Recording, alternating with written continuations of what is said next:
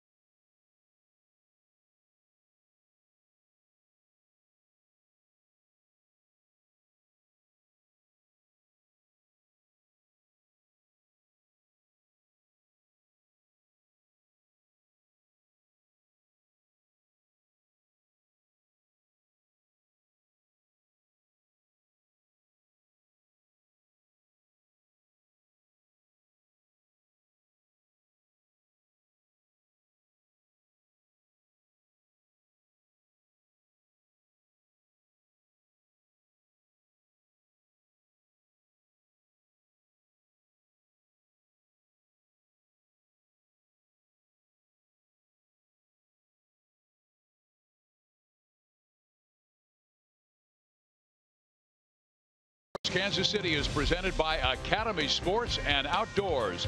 For all, for less. Steve Physioc, Rex Hudler again. And when we talked about the Royals offense struggling earlier this year, the right-handed batters, we saw a lot of ground balls hit to the left side. The left-handed batters, a lot of ground balls hit to the right side. They've changed that recently. What's been taking place? They've been pulling and rolling over, Fizz, and that's just a little bit of anxiousness is what that is. They've got to be selective and be patient and let the ball travel deep. And when you do, you see it longer. That's the whole key. And what happens is then after you hit some opposite field singles like this and even some doubles like that, you recognize the home run pitch. That comes later. That's a byproduct of a good natural swing. Alex Gordon, oh, that swing right there, bottle it up. That's what we're talking about. Let's see it happen tonight. It's the Royals against the Cleveland Indians. When we come back, Joel and Monty will talk about one of the best bullpens in all of baseball, the Tri-Pen.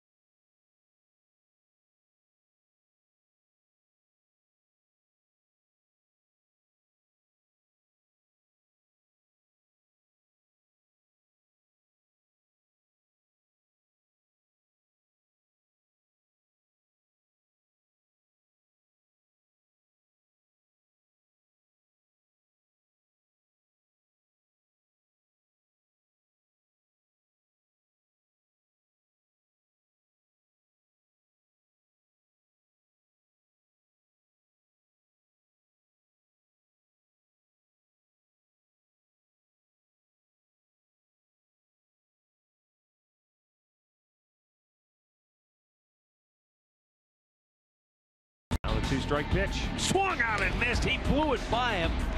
Swung out and missed. He got him with a breaking ball. Nice pitching by Boone Logan. Back-to-back strikeouts for Shaw.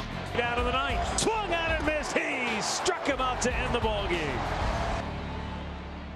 Welcome back to the cage. Joel Goldberg, Royals Hall of Famer Jeff Montgomery. He knows a thing or two about bullpens. Hey, Monty, back in 2015, the Royals led the American League in bullpen ERA. The Indians were second. Last year, Indians second, Royals third. This year, Cleveland once again up to their same tricks with the bullpen. Well, everybody understands that that is a great recipe for success. If you have the ability to shorten ball games, turn it into a 5, maybe 6-run or inning ball game, you're going to win a lot of those games. That's exactly what the Tribe's going to do. And look at the numbers, just really outstanding across the board. I remember Big Papi David Ortiz telling me as we look at our Toyota League leaders that when the Royals, if you didn't get to them early, and they got that lead 6th or 7th inning on, you were in trouble. It's the same way with Cleveland, right? Because it's not just 1 or 2 guys. Absolutely. You got to get them early because they're not going to give up much late. 34 1/3 scoreless innings pitch coming into tonight's game. So what Jeff Montgomery will tell you, and he did on our pregame show, is you need to get to Danny Salazar in the first couple of innings. Can they do that? Biz and Hud are back after this.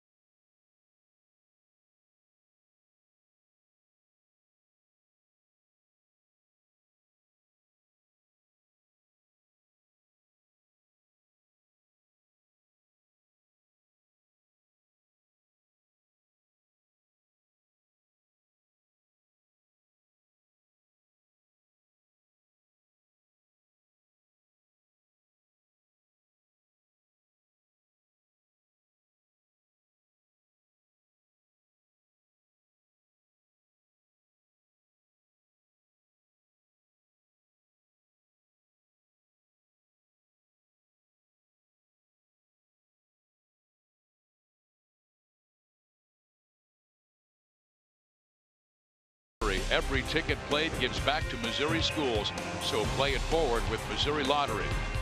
Buy Menards. Save big money at Menards on all your home improvement needs. And buy Ford. Going further so you can. The Royals are 7-7 at Kauffman Stadium this year. Now take on the American League champion Cleveland Indians in the first of a 3-game series.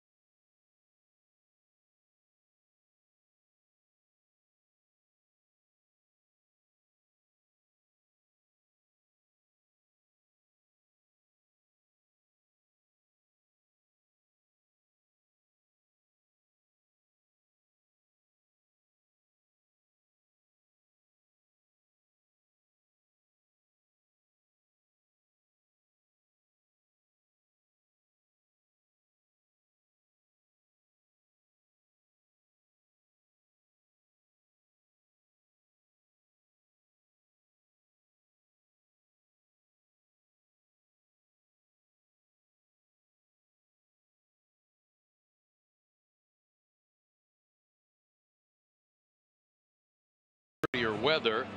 The sun's out and the Zubas are out. That's right, the Zubas Palooza giveaway. Those beautiful looking pants. 74 degrees outside, and let's take a look at the Indians starting lineup. Carlos Santana, who has been a force against the Royals at Kauffman Stadium through the years, will lead things off. Then Francisco Lindor and Michael Brantley back, and he is healthy again, Hud. Yeah, you know what? I'm happy for Brantley to be back. You know, gosh, that guy missed the whole year, the playoffs, the World Series, all that. That's tough sitting on the sidelines. But, you know, we wish he wasn't in that lineup because he's really been tearing the cover off the ball. Should be interesting to see if we can contain Santana. He loves hitting here. And there is 6'6" veteran Jason Hamill. You talked in the open, Rex. You want to see him attack that strike zone. Yes, and you know, especially Dave Island and his team, they need this guy to step up, Fizz. He just hasn't pitched to his capabilities yet. Maybe tonight will be the night that he can trust his stuff and go after guys and pitch to contact instead of pitching away from it. Forward around the horn defense, we're going to highlight Escobar, and why not? It's not getting off to the best start offensively, but if that happens and you're the shortstop, better bring that glove, and he is second best among shortstops. He's fun to watch. His footwork is impeccable. Now, his throwing arm is really good, but in order to have feet like that, you got to have a good arm too, but his feet are really smooth, and he gets in right position to throw. The crew chief Jerry Davis calling balls and strikes. Hoberg, Drake, and Randazzo on the bases. And here is Hamill. First pitch to Carlos Santana is strike one. Hey, look at that first pitch, starting from the stretch, Fizz, trying something different. Hitters got to make adjustments, so do pitchers. Like to see him. He's not going from the complete windup. Strike one. That's going to be his best pitch tonight. Santana goes after the second pitch, pops it up left side. Escobar wants it. Escobar takes it, one out. And Hamill, there is what he's got. Fastball, slider, changeup, curve. He'll mix mainly fastball, slider. He's got a good slider. Nice depth to it. It goes straight down. And, you know, those are the toughest ones for hitters. Sliders that stay in the hitting zone a little longer, that have a flatter break to them, a little bit easier to square up. But, man, he's good when that slider's working. But he's got to get the heater over. now the ultra-talented Francisco Lindor. Kid just 23 years of age, out of Puerto Rico. Already with 7 home runs. Last year he belted 15, and he has 7, and we're just beginning May. No, Fizz, he could be an MVP, if not this year, soon to come.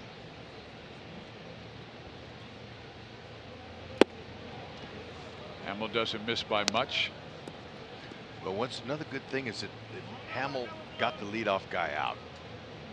He's allowed the leadoff man to reach in 8 of the 10 innings he's allowed to run this year. So get those leadoff guys in the inning off the base, keep them off.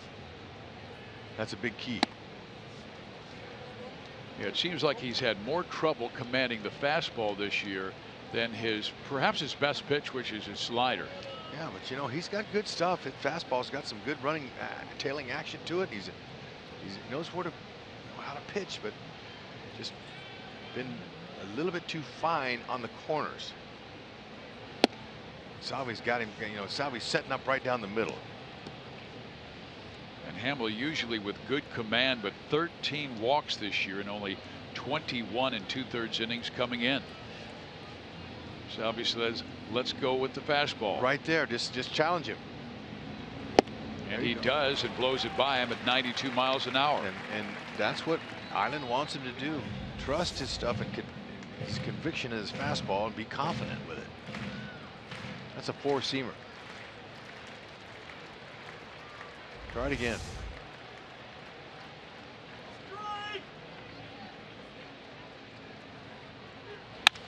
Lindor goes to the opposite field, backhanded by Moose. He knows Lindor runs well, and Moose throws him out. Talk about footwork. You got to have it in the infield. Moose knows how to do that. Backhand, no problem. And on that pristine, beautifully drug infield, man, watered nicely by Trevor Vance and the grounds crew that works really hard out here. All he had to do was just shuffle those feet and fire a dart. Good arm. Here's the guy you were talking about, Michael Brantley, who only played in 11 games last year because of that right shoulder injury and then needed biceps surgery in August. And as you said, missed a postseason. And wow, the Indians hadn't been to the World Series in a while and taken down in 7 games by the Cubs. It's when, let me see when that was. I remember '97. That must have been the last time they were there. And that was the era where they were just a great offensive team, but they didn't have the pitching. Yeah, it was a tough loss. I believe it was Game 7 in Miami. And the Marlins. Yeah, it was. I remember sitting in center field. I was with the media, and I was sitting with Bob Feller right next to him, Hall of Famer. I couldn't believe it. I was in shock. I was in awe the whole game. And Jose Mesa gave up that hit to Edgar Renteria. Cleveland suffered that night.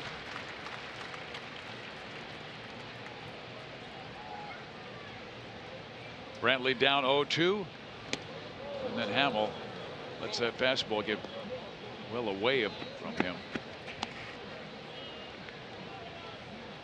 Michael, when he's been healthy, he's been one of baseball's best. 2 years ago, actually it was the 14 season where he was 3rd in the most valuable player.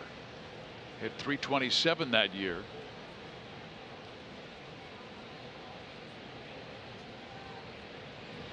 Brantley tried to check his swing, but he went and may have caught the inside corner anyway.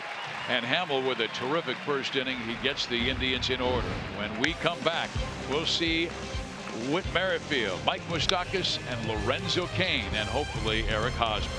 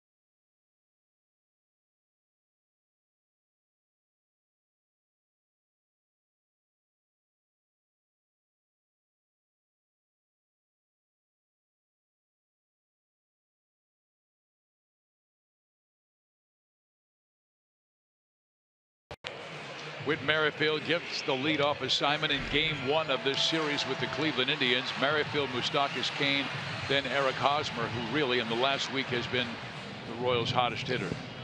Looking for a bus driver.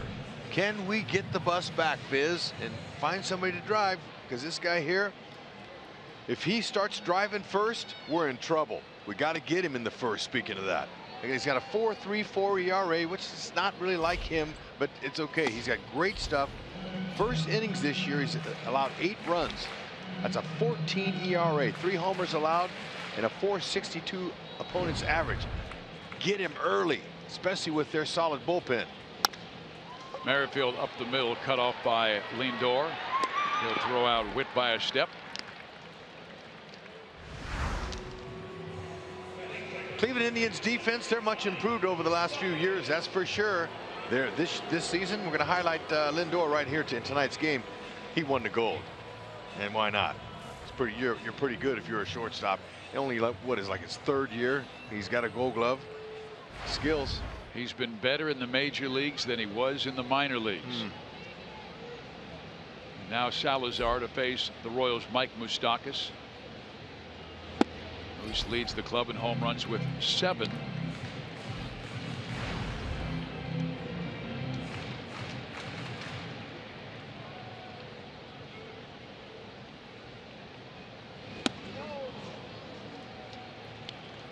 You talk about stuff.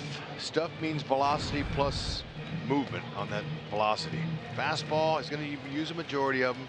Changeup, excellent. Slider, curve, those are his third and fourth best pitches. He averages 94. There's some 97.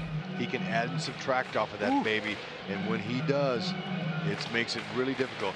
He could pitch on just his fastball alone, Fizz, by changing speeds with it. So happy to be up here with you and not in that box where Moose is or any of those hitters, man. That's tough. Well, like you said, you need to get to this guy in the first inning. In his last start, as an example, against Seattle, he beat the Mariners 4-3, allowed all 3 runs in the first on home runs by Nelson Cruz and Kyle Seager, but after that, no hits, no runs in the next 5 1/3. And then, you know, you get it to their pen, and they've been tough. It will be interesting, though, because the Royals are 2-10 against the American League Central this year. Against Minnesota and Chicago, they were the favorites in those series, regardless of the outcome. They are the underdogs against the American League champions. And that's okay. Yeah, because they might have a chip on their shoulder. That's right. And let the Cleveland Indians feel that pressure. 2-2. Moose is thinking right here, I've got to look for the fastball because it's a good one. And then I got to adjust anything close. But if he makes a mistake with a heater, I'm going to drive it. Now, he's shaking 3 or 4 times. That'll mess with him. Yeah. Wow, he has an exceptional changeup and strikes out Mike Moustakas. And this is one of the best strikeout pitchers in all of baseball. Yeah, when he spins it, though, you know, they're going to have to be patient, Fizz. You're going to have to lay off him, or he'll strike you out because he can strike him out with the best of them. Look at this. Highest strikeout per 9 in the majors. And that is your Academy leaderboard, averaging 13 strikeouts per 9 innings. Then Sale, then Ray, Jacob deGrom.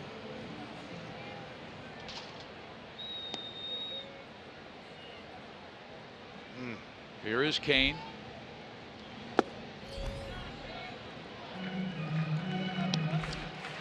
Like how Perez, the catcher Roberto, just got that ball. It was in the dirt and he just threw it off. Didn't even give it to the umpire.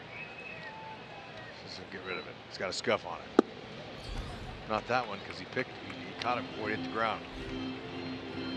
Kane beginning to pick things up. 3 for his last 7, covering the last 2 games after a dreadful stretch where he was 2 for his previous 27. He's got some nice numbers against Salazar. Oh man, that's the one there. Right down the middle. But he's taken. Salazar had a great start to last season. Had a 2.24 ERA in his first 11 starts, and then the elbow and forearm issues. Swung on and missed.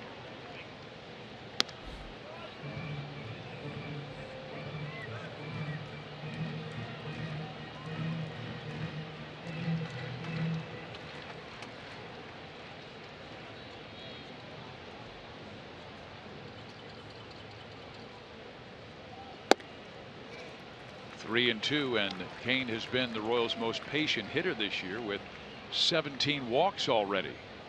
Hosmer hoping he gets up.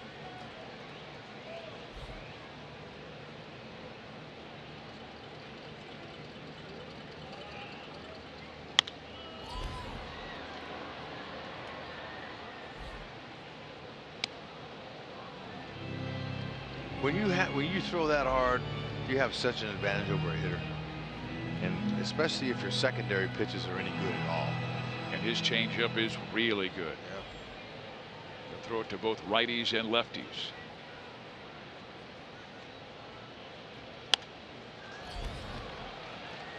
And up there at 98, that's the best you can do with it there. Just foul it off and buy another. Lorenzo battling.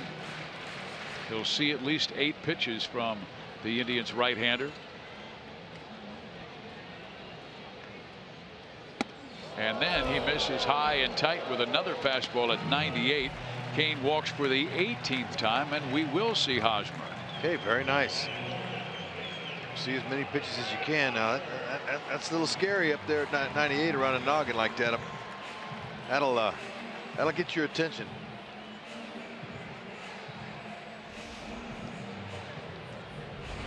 This is our key in the driver's seat. Hosmer, good numbers against Danny Salazar. 9 hits, including 4 doubles and 2 home runs. Boy, those are beautiful too. Took a drink here at the K off of him. Opposite field. You talked about that in the open, how important that has been to the Royals offense beginning to come alive. They're averaging 3.8 runs the last 8 games.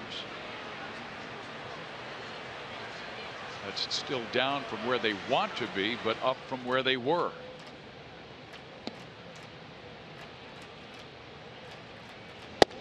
Strike 1.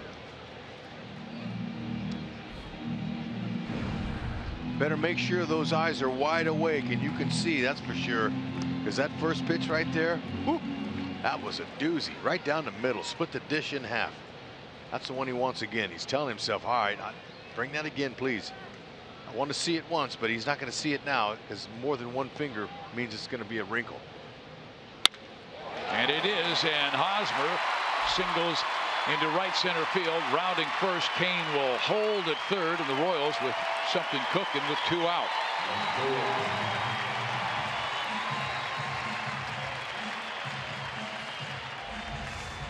He laid that right there. That's center cut. Breaking ball. 83. It get me over. Try to get there.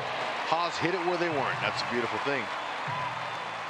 Kane cruising into third base. Now let's see if Salvi can make some kind of contact and get a run early on him.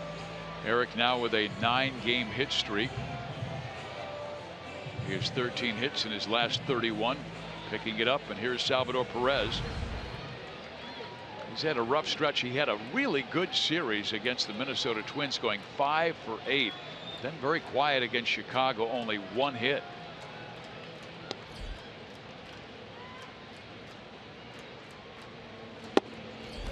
They're still not hitting like they want to, but I'm telling you, they're getting better.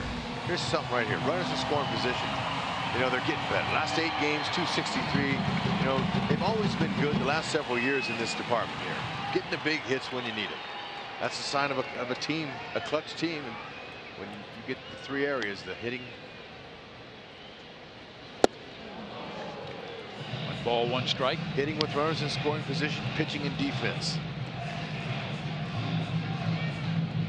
Perez leads the club in RBIs with 15. He was guessing fastball first pitch there. That's why his swing was a little bit long. Short to the ball with his heater. Oh. Chased one out of the zone.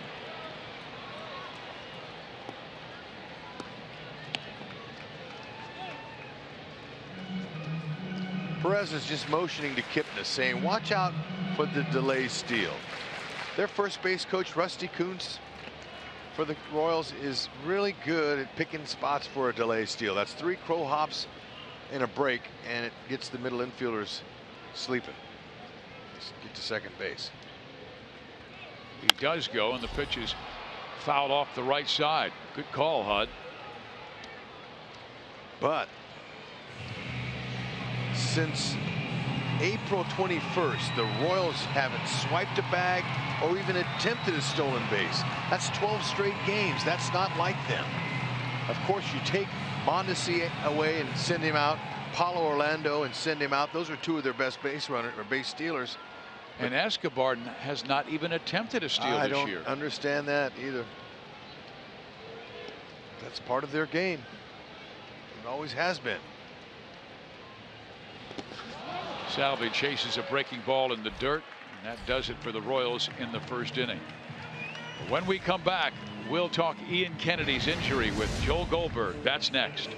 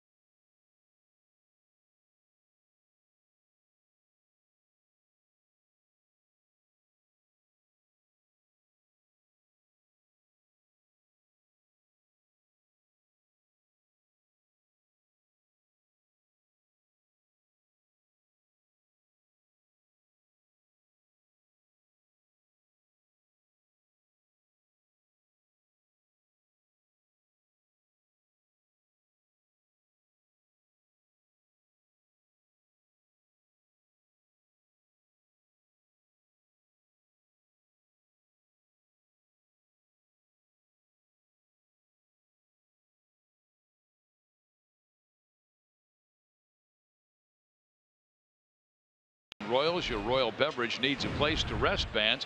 Come out to the K tomorrow when the Royals take on the Indians, and the first 10,000 fans through the gates will receive a Royals coaster set courtesy of Price Chopper. Visit Royals.com area Price Chopper locations or call 1-800-6-ROYALS for tickets. Hamill against Edwin Encarnacion. This was the big addition the Cleveland Indians made in the offseason, how they were looking for a designated hitter. They lost Mike Napoli to the Texas Rangers, and they chose to give Encarnacion the 3-year deal. Little bit surprising with Terry Francona, as loyal as he is, and Napoli having a pretty good year, and he meant so much to the clubhouse. But hey, look, you have a chance to get Encarnacion, who's a polished, big-time home run guy. You know, he went with it. It's a business. He pops it up, shallow right center. Bonifacio there, and there's one out. Let's go to Joel. All right, Fizz, we saw yesterday Ian Kennedy leave the game in the 5th inning with a hamstring injury. He did hit the disabled list today, but the news is positive. And as we see in our University of Kansas Health System injury update, he is on the disabled list, but the training staff are very encouraged. They're going to rest him for a few days, reevaluate with doctors on this hamstring strain on Sunday. But it was told to me by head trainer Nick Kenny that if they still had the 15-day DL, they might have a decision to make whether they wanted him to actually sit that long. So he probably wouldn't have missed 3 starts, but will now miss 2. And the word that was used to me, optimistic. They're going to give it a little rest. You never know what could happen, but they're very encouraged and think he will be back very soon. And Joel, 2 years ago against the San Diego Padres, he had a similar leg injury and missed about a month, so I'm sure they want to take care of that situation. Those hamstrings, as my partner has told me before, hamstring is a lion muscle. I believe it is. Hey, Jose Ramirez, boy, one of the most dynamic players last year for the Indians. He had a down season in 2015 and then a great year last year, hitting .312 and hitting better than that this season. 23 RBIs.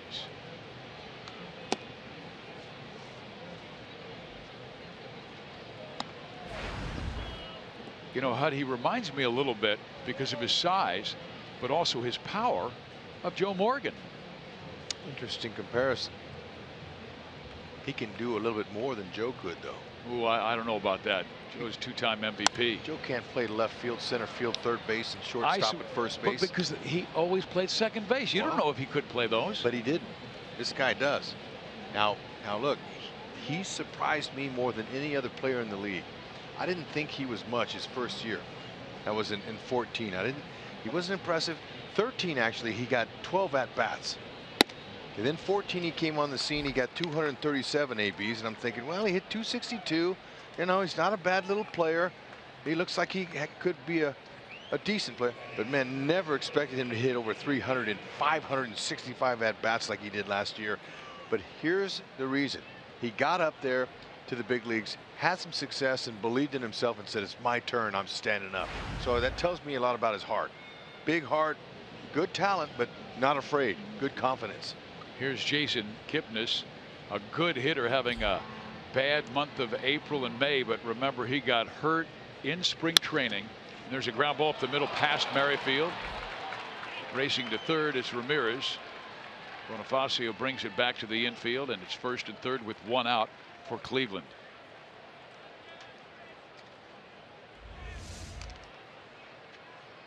There's a fastball down the middle. You're going to hit it hard, but you're going to trust that the defender's there. Merrifield looked like he played him just a little bit to pull, and he couldn't get to it.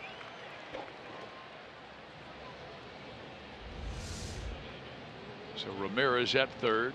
Kipnis, who started the year in the disabled list, along with this guy, Lonnie Chisenhall, both out because of right shoulder injuries. But Chisenhall, you see how he has gotten hot of late. Roll the ground ball. Go ahead and challenge, but stay down in the zone with that. Maybe an off-speed pitch you can bring in there. Slider's an effective pitch, but that's more of a swing and miss pitch. Change up, The league's hitting 455 off of that. So just if you're going to throw it, try to command down. Everything down. I talked to Dave Island. He says, Huddy's 6'6".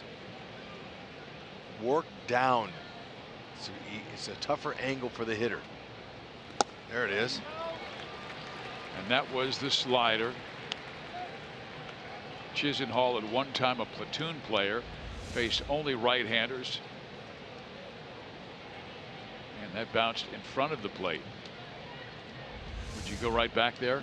Not to the plate, I'm talking same pitch. Yeah, you know, keep it. You want it down there somewhere below the knees, and if he swings, he hits it to the ground ball to the Merrifield, and they get out of the inning. Slider again.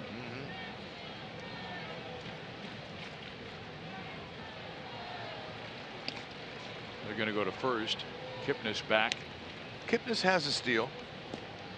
Stole 15 out of 18 last year.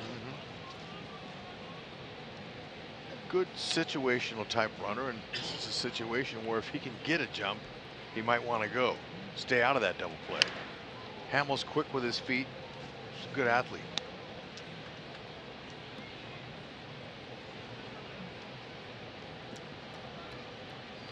He just wiped his dirty hand on Haas's back. How about that?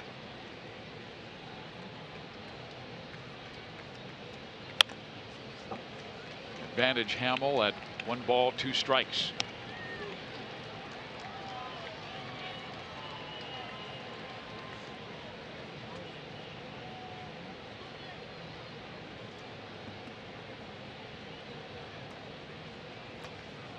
Salvi wants him to shake. Looks like he's going to come back with that slider.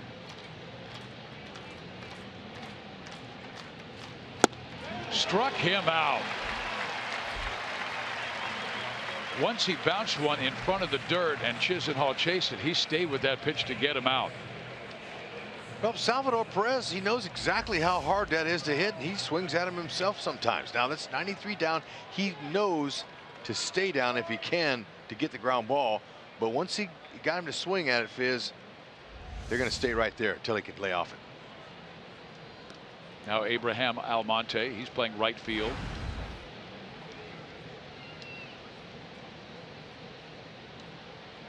He had a rough time in the Detroit series, going 0 for 8. Cleveland lost 2 of 3 to the Tigers and rained out yesterday. Ramirez at third. Kipnis at first, and Jason has not broken yet.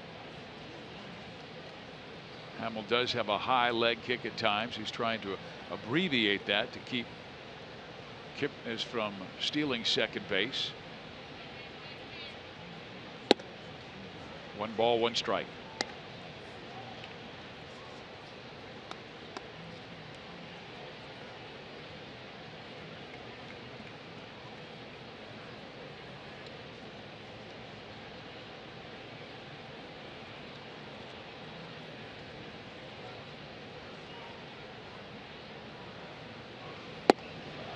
In now.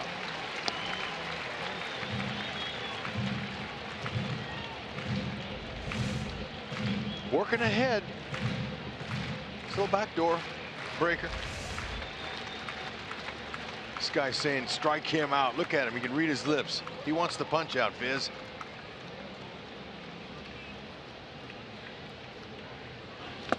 And he'll get the punch out. Ball in the dirt. Salvi to Haas. Great job by Hamill striking out Chisenhall and Almonte. When we come back, we'll talk with Jason Kutcher, who's in the driver's seat tomorrow on national TV.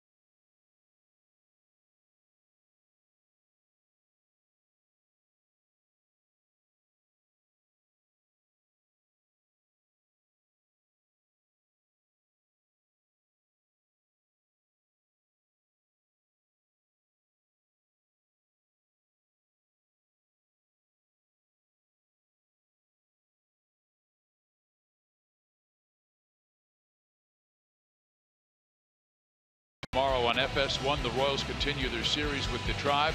Catch all the action of FS1 beginning at 2 o'clock or streaming live on Fox Sports Go. Steve Physiak, Rex Hudler, and the guy who'll be broadcasting the game, Justin Kutcher. And Justin, tomorrow's Derby Day. Are you going to wear anything special for the Royal Faithful? You know what? It's like a tradition. It seems like every year for Derby Day, I am here in Kansas City, and it started about 3 years ago. I wear my seersucker suit. All right. And much to the chagrin of my broadcast partner, Eric Karros, the seersucker suit has been unpacked. That's a little tongue twister there. I like it, though. What color is it? Well, it's the official seersucker. I mean, you could only go one color. It's blue and white. All right. Well, Eric Karros owes you because you moved the broadcast to visit with us from the 3rd inning to the 2nd inning so he could eat sooner, so he can't make fun of your seersucker suit. Oh, he'll still make fun of me for it, but it's okay. That's the reason why I do it, to have some fun. Here is Alex Gordon. We'll talk about the Royals because we see them every single day, and you come in, you talk to the guys, you talk to the manager. What do you see from afar? I see a team kind of in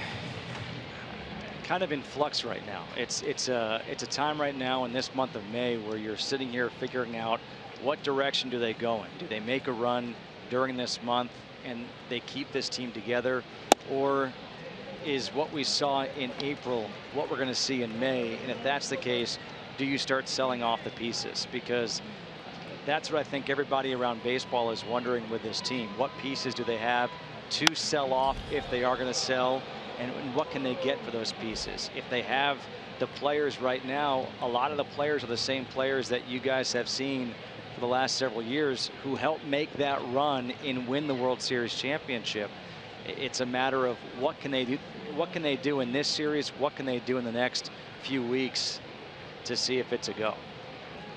Alex Gordon had a good comment after last night's loss as he bangs one back to Salazar, who underhands to first base, but he said our offense has been awful and yet we are still just 6 games back. 6 games back, and I think it's because the team they're playing right now, the Indians, I mean, this Indians team is in a tie for first place coming into tonight's game, but I don't think they've come close to hitting their stride. And I think if you look at this team right now, for me coming into this year, they were my pick to win the American League, to represent the American League in the World Series. And I still think they will be that team. I think once they hit their stride, they can open up a comfortable 6-game, 7-game lead over the second place team in the division. So I think that's why it hasn't really opened up yet in the division. Justin, it's very sensitive subject here. Now we're blessed to be able to do this 150 games a year in this marketplace. I love it. Fizz and I both live here. But the fans have fallen in love with these players. These players have delivered some exciting baseball the last several years. And back-to-back pennants and World Series. I mean, it's been beautiful to see how it's transformed the city. They've always been a baseball town, but for 30 years before that, they struggled. So it's sensitive. You can talk about it, and Eric can talk about it when you get over here to, and tell it a lot easier than we can. It's just a sensitive subject to these fans. So they're pulling so hard for these guys to have a good year and to get back to 500 and stay in this race so they don't have to sell them off. And look, I get it, because honestly, I love coming here to Kansas City. I love coming here to Kauffman Stadium and doing games. This is one of my favorite ballparks in the country, and I love the fan base.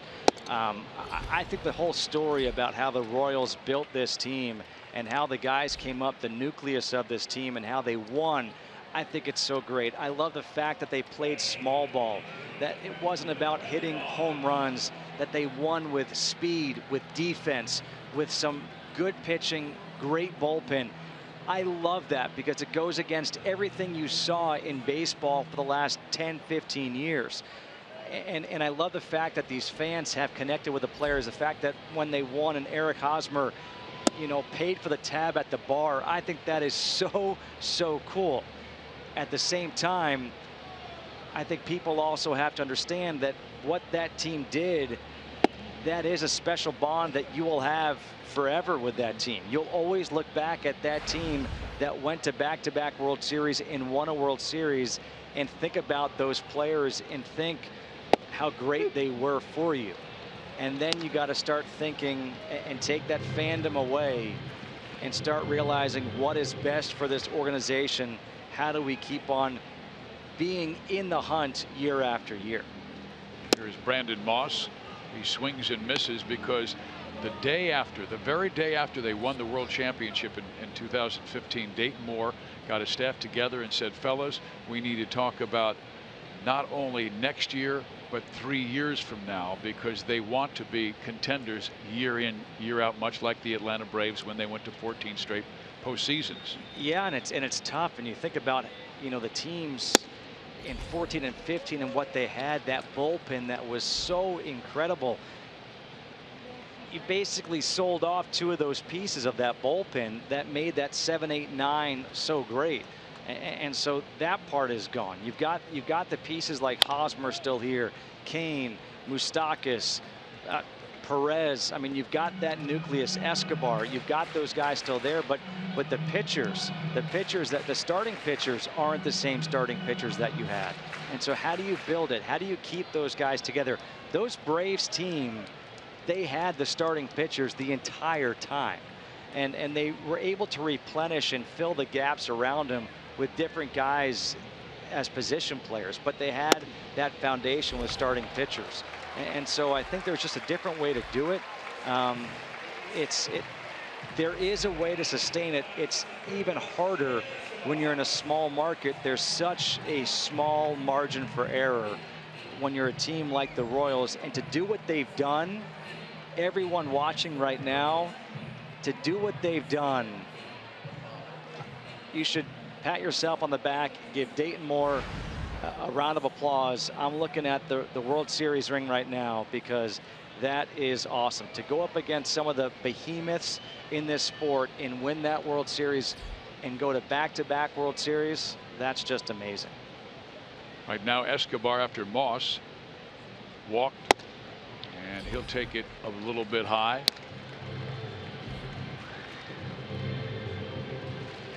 I mean, look, even the Indians are trying to almost model themselves after what the Royals did with their back end of the bullpen.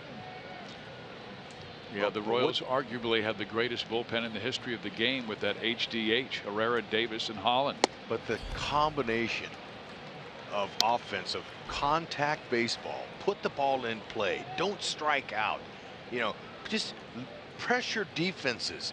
An air or an infield hit, a chopper, was a rally for the Royals. And they just fed off it. Frenzy style hitting, 1 through 9. It was so exciting that people were like, oh my God, Escobar hits the first pitch of the game for an inside the Parker.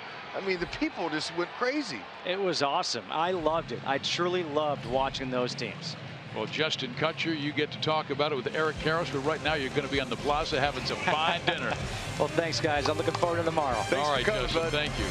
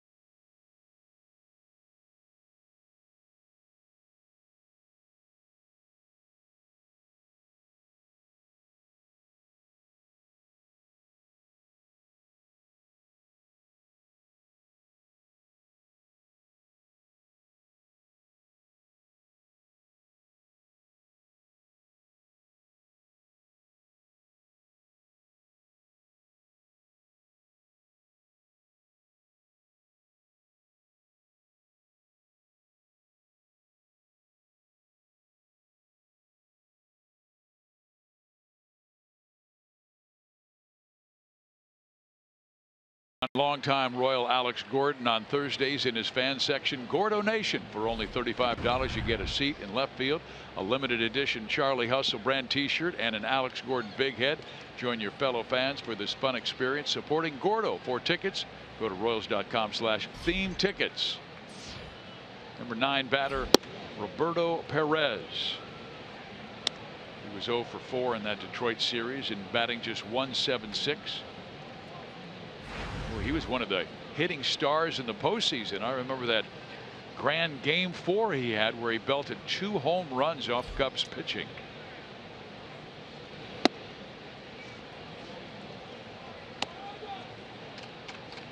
He shares that catching role with Yan Gomes. Gomes expected to be the starter for tomorrow and Sunday.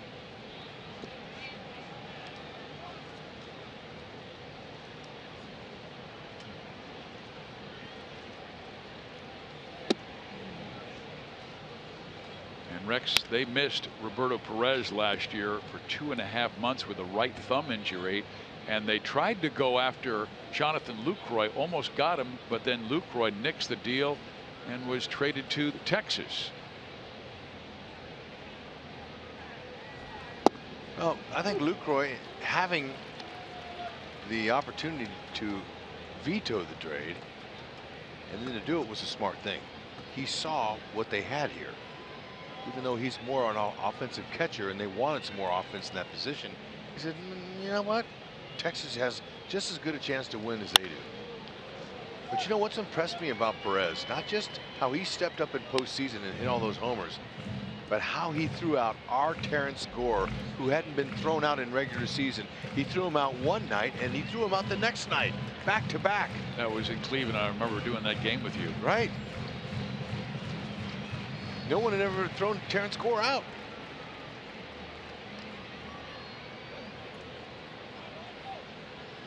Hamill working his way back in the count after falling behind 3-0. And then goes right down the middle and fouled back by Perez. And mad at himself. He thought that was the pitch he wanted. To this date, Terrence Gore has 19 major league steals. He was 19 for 19, and then his last 2, he only has 2 caught stealings, and it's from this guy right here.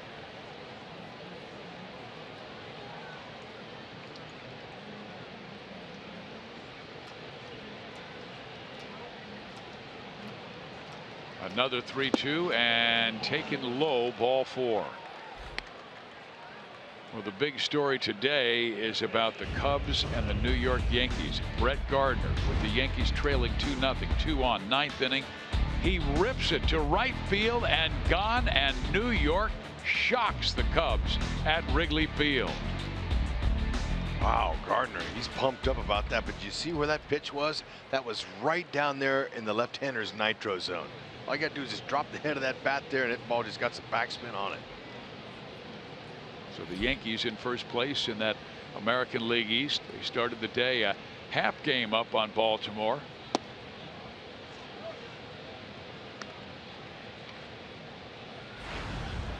Hamill's control troubles continue. That's his 15th walk now, and a leadoff walk to the number 9 batter always hurts. Against the Twins, he had a 3-run third, and that began with a leadoff walk to the number 9 batter, Byron Buxton. We got to check out the numbers on Santana here with our Kubota power stats. Check it out, man. That slugging percentage, whew, here at the K, there's none better. He had one series where he hit 5 home runs. I remember. And he has belted 23 in his career against Kansas City pitching. Hamill trying to keep it down, but falling behind the count against a very disciplined hitter.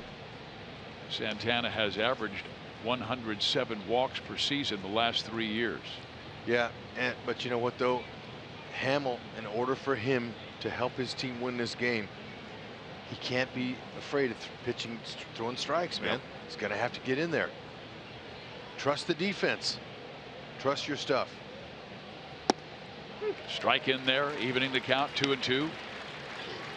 Santana has grounded into 3 double plays this year. Slider right there where he wants it. Out of the middle. Infield playing to pull, that's for sure. He also said trust your defense. Yeah, that's right. And he's hoping that he hits it at one of them.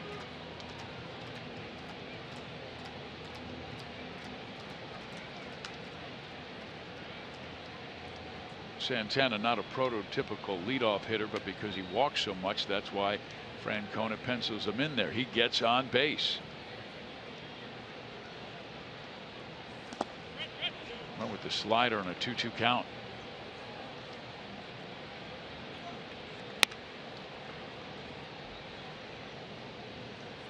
At this particular spot in the order at the top, it's only going to get tougher.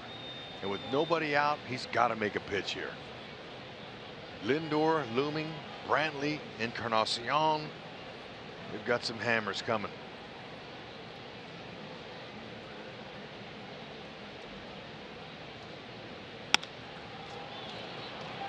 Well, he made an aggressive pitch and went off speed. Maybe Santana looking for the fastball, didn't get it, and a pop up to center field. Good.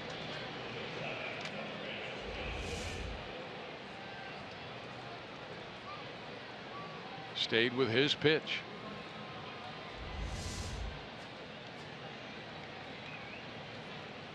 Lindor hit the ball hard, but Moustakas backhanded and threw him out.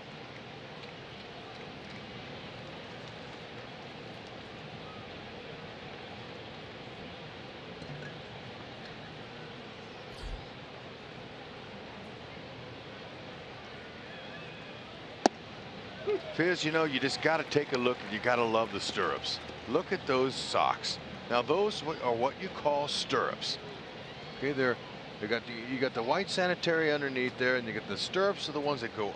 You put the white underneath first, and then you put the other ones on top over those. We used to wear those back in the day.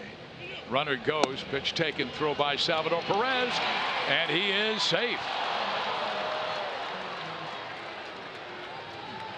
Now Perez came off the bag. Hamill did have a high leg kick, giving his base run a little more time to go, and Wakamatsu talking with Bill Duplessis underneath. Well, you know, this rotation here is not built to get the ball home quickly. Now Ned has the best replay coordinator in baseball, Billy Duplessis.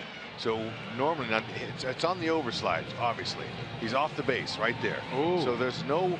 Yeah, but did the left foot stay on? Well, you know, for Bill Duplessis, who's been perfect this year, to be able to say let's replay it, it's close. He's off.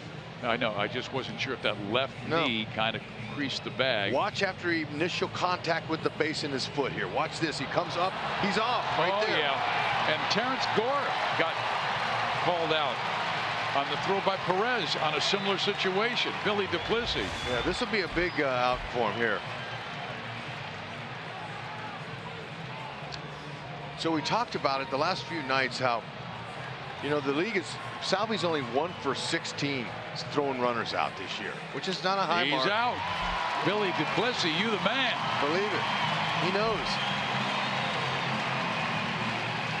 And good job by Escobar for staying with the play. He didn't snap his glove off, Hud. No, Salvi's 2 for 17. Now he's 3 for 18 in throwing runners out.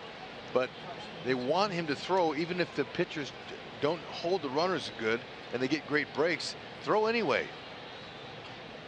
Now Lindor up there with nobody on, 2 out. It's because of the replay. You want to throw just in case you know they come off the base. That would have been Roberto Perez's first career stolen base. How about that? Hang with him. He had it. He beat it. Billy's 7 for 8. My bad. I thought he was perfect. No, remember yesterday? Yeah, my bad.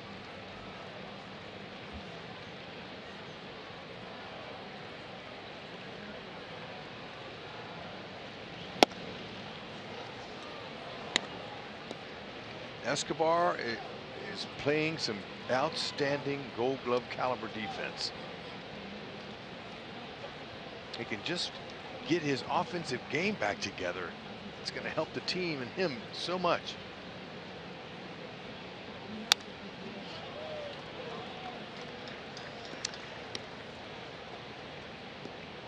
A lot of these guys part of that World Baseball Classic. Lindor from Puerto Rico, Escobar, who you talked about, started for Venezuela.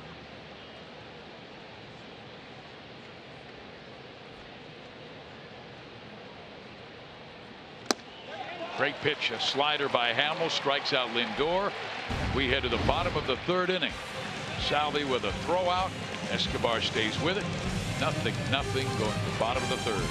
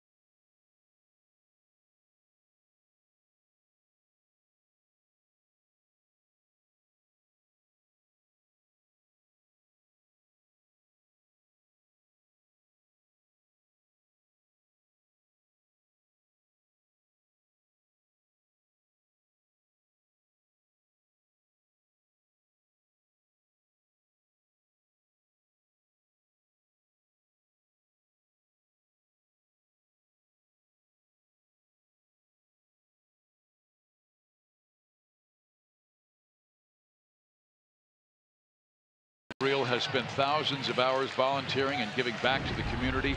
Trudy has served in a volunteer role at numerous Kansas City organizations, including the World War I Museum and Memorial, the Kansas City Zoo, the UMKC Conservatory of Music and Dance, as well as many others.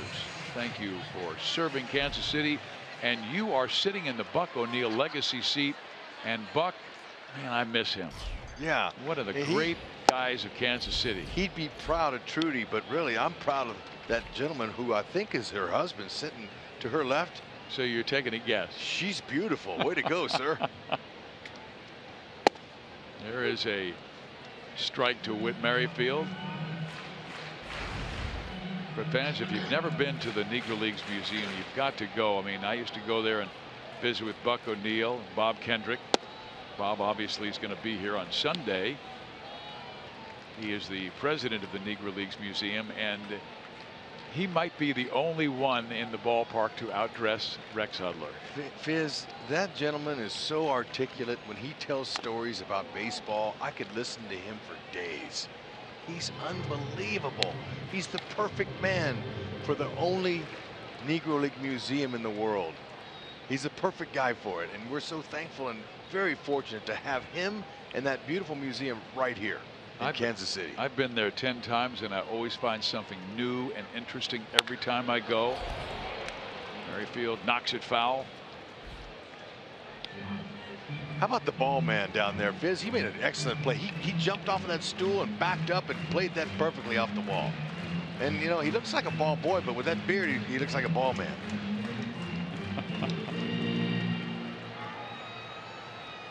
Count 1 and 2. That's right. Whitley's not jumping. He knows he don't need to jump out there to get this guy. Let him come to you. Stay short with your swing. Choking up an inch or two is a great idea. That gives you a little more balance with the bat. In the air to center field. Left center, and it will be the left fielder Michael Brantley to make the catch. Join us this Sunday versus the Indians for Salute to the Negro Leagues. The first 15,000 fans through the gates will receive a Monarchs jersey presented by Fox Sports Kansas City. Make sure to come to the K wearing your Sunday best to honor the tradition of attending Negro League games dressed to the nines. Visit Royals.com/NLBM for tickets. We talk with Bob about that all the time, about the address to the Nines Day, it was because the Kansas City Monarchs were like the New York Yankees of the Negro Leagues. They dominated. They won championships, and fans would flock to their games at Old Municipal Stadium. And because of it, when they play on Sundays, they moved the start time of church up an hour so the fans could go directly from church to the ballpark to watch the likes of Jackie Robinson and Satchel Paige and on and on. Now you're gonna need to save some of those stories for Sunday. All right, don't let the cat out of the bag on all of them. I know I am too.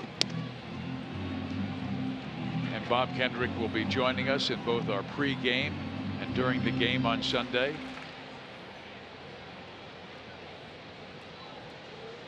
Believe me, Bob has like a million more stories, all of them great.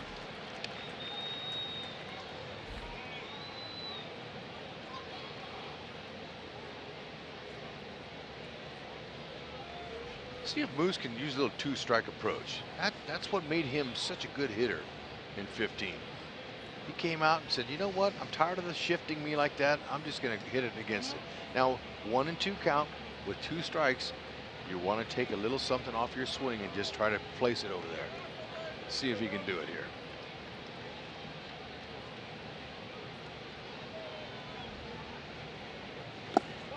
Salazar stays with the slider and strikes him out. Way too aggressive we are against this guy. Change up, and you know that's what he goes to. Fastball, change up. Those are his 2 most used pitches. Yeah, he's walked 2 in the game, but easily could have walked 3 or 4, and the Royals dead last in the American League in walks with 67. And there's another bad pitch that was never a strike. They're not seeing it out of his hand. They're not picking up the release point. Well, he has the 3rd highest swing and miss rate in Major League Baseball. Chris Sale is #1 at 35.5%. Jacob deGrom at 35.5%, and then Salazar at 35. So you said it. I mean, he's got 4 quality pitches. And we swing the most of any team. So really, not a good matchup, this pitcher and us. Look at that. There's a good 2-strike approach. And as you talked about in the open HUD, opposite field. Go ahead and use that other field. See how easy that swing was? I mean, he tried to do that. That's a fastball. Oh, no, it wasn't. It's a little spinner. It didn't do much. Yeah, it was a hanging slider. Yeah, they call that a Frisbee? No, cement mixer. Okay. Where it just kind of spins. You know how you see the big trucks? You know, that thing just kind of spins. Doesn't do anything. Except fix your driveway. I don't know who came up with that one, but it's a good one.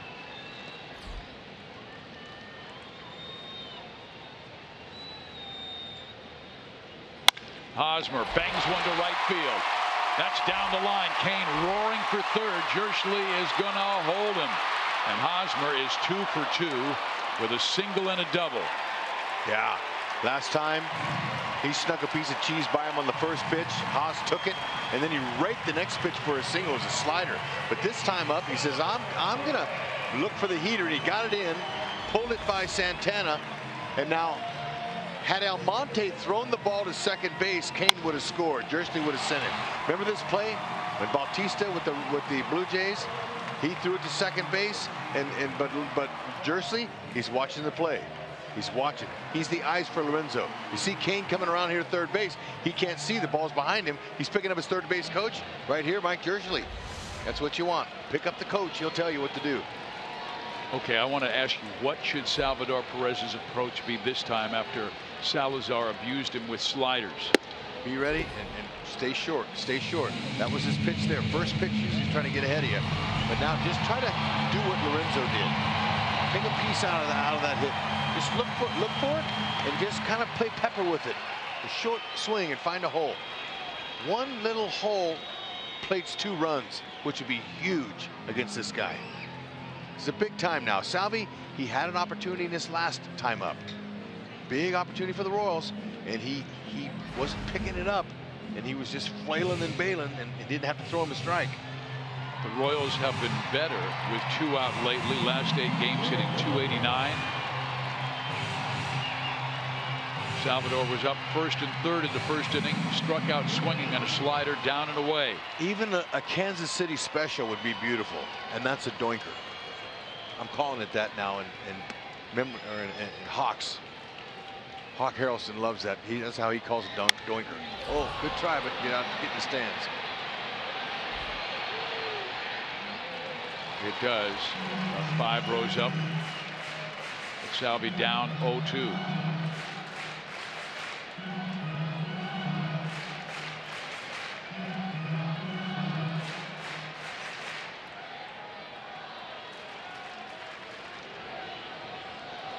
On 0-2, if Salazar throws the slider, it likely will not be a strike.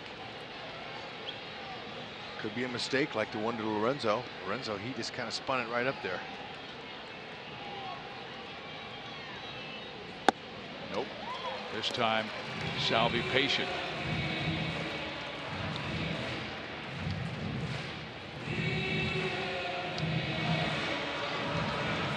Good crowd on a Friday night here in Kansas City. Beautiful evening and great weather for both Saturday and Sunday's games as well. Plenty of great tickets available. 3:15 tomorrow, 1:15 on Sunday. Salvi knows how to handle a 2-strike approach. Shorten up that swing. Don't be long. There you go. Good stroke. Good try on the heater. Or spinner. It was a spinner again at 88.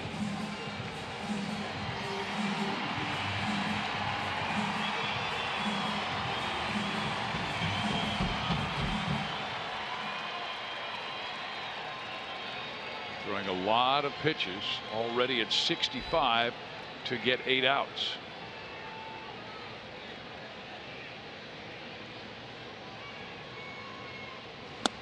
And then he swings and misses at the slider and strikes out.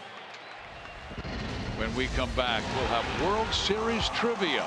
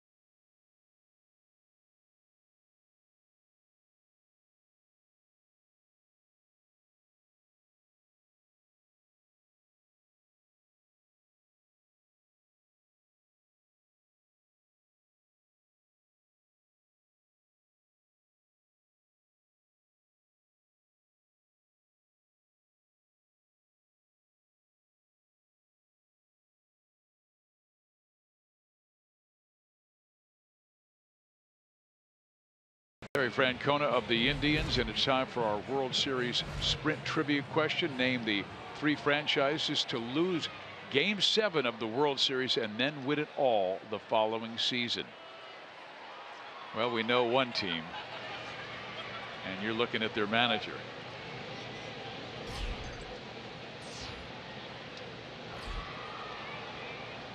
You know, I was thinking the Cincinnati Reds before they won in 75, 76, but I don't think that's the case. Maybe Oakland before they won their 3. Maybe the Yankees. Yankees, that's a good, because they won so many. Cardinals. They've won, what, 11? They got the second most. Yeah. Michael Brantley, the batter.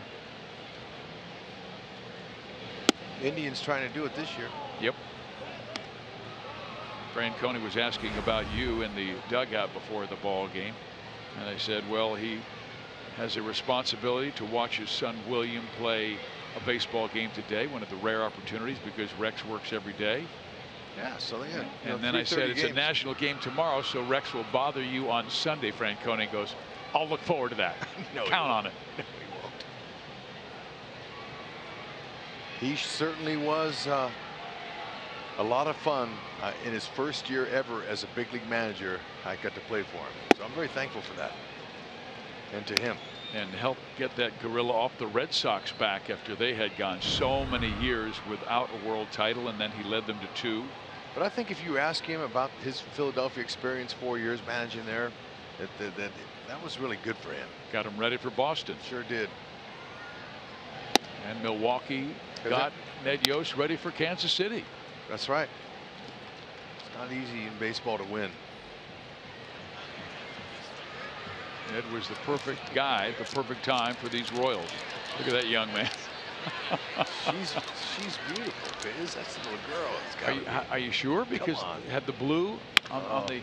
There's a base. Well, no, ground ball came off the mound and Whit Merrifield with a nice play. That was headed towards center field, then kicked off the mound and slowed down. Hamill, he'll take it right here. Watch this off his glove, Viz. Oh. Yeah, it's okay. He hopped up, you know, but that's 2 gloves. Sometimes are better than 1.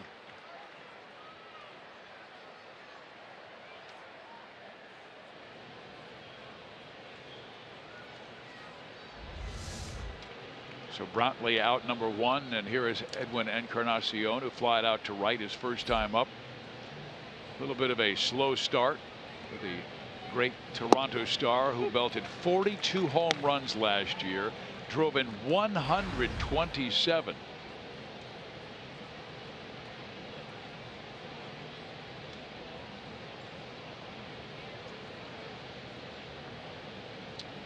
Okay, so we got the Royals and we guess the Yankees. Ooh, that's out. And it is 1-0 Cleveland.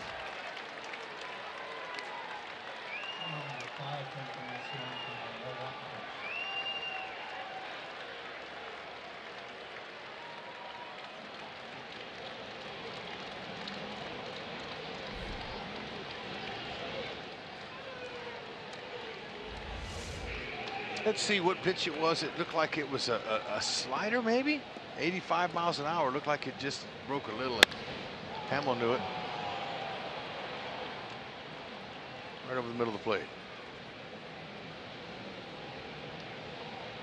Just the second home run that Hamill has given up this year. Now a strike thrown to Ramirez, who walked his first time up. For Edwin, number 5 this season.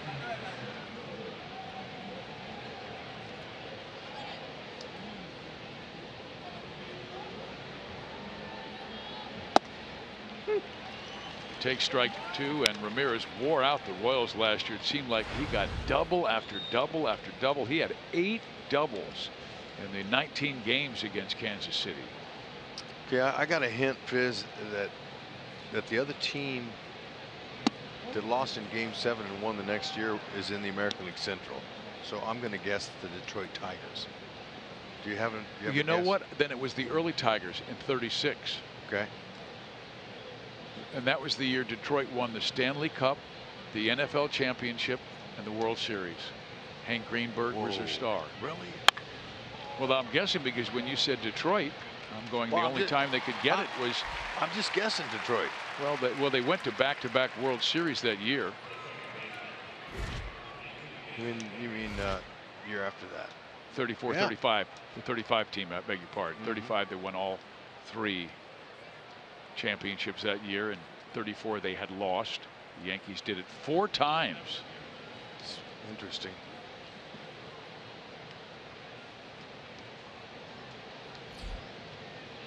Here's Kipnis, singled his first time up. You know, and what the Giants do, they won, what, 3 in the last 5? They would win every other year. 10, 12, 14. But they didn't win in 16 when everybody expected them. No. Because it was the even year. And everybody's buddy, Madison Bumgarner, complimented our Royals by saying he couldn't believe that we did it in back-to-back years. They couldn't. He said it's so exhausting. Yeah, it was too tiring for their team. They needed to recover the previous years of that. And that's what the Indians are trying to do after losing in Game 7 to the Cubs last year.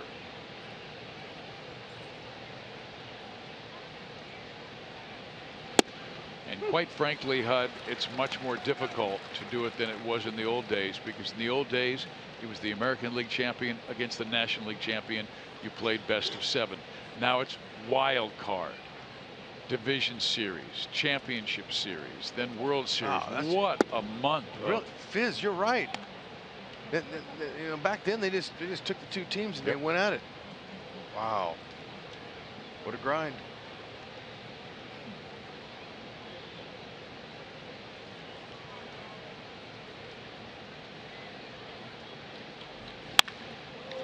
Kipnis down the right field line into the corner. It hits off and Bonifacio fires it in, and Jason with a couple of hits, a single and a double.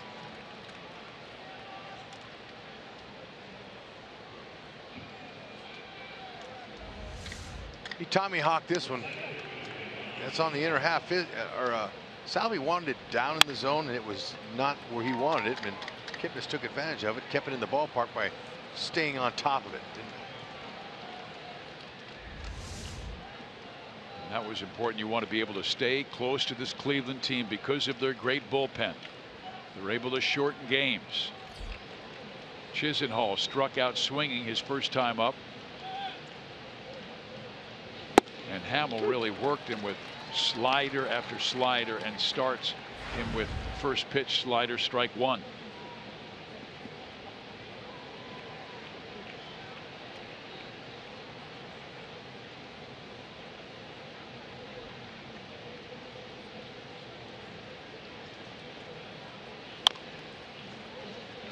Oh, and 2. Hamill looking much better tonight. He's just walked a couple, but it hasn't hurt him. Those 2.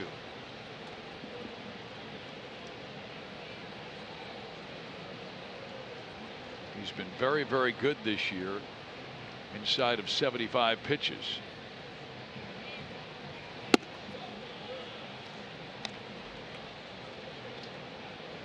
Kipnis with the 2-out double.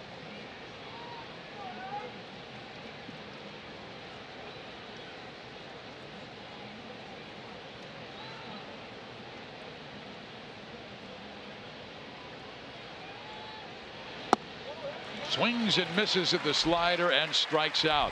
But a 1-out home run by Edwin Encarnacion gives Cleveland a 1-0 lead. Gordon, Bonifacio, Moss are coming up.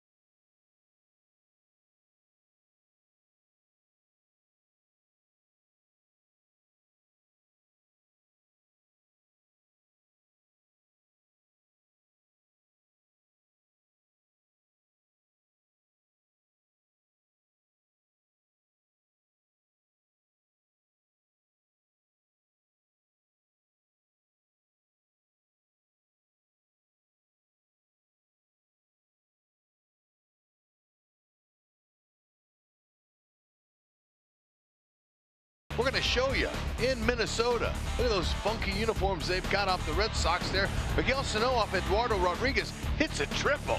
Oh, man, you love to run for days when you hit high off of that wall. Look at Bauer. He's coming in to score. And Minnesota's up 2-1, top of the 5th inning. There you go. Looked like Bauer can take that piano off his back.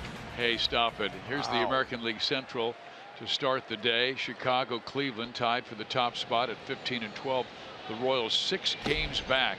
That's what Alex Gordon was talking about yesterday. Our offense has been awful, and yet we're only 6 games back. Just keep on grinding. A long way to go. This offense too good to be stuck at 2.9 runs per game and batting .212.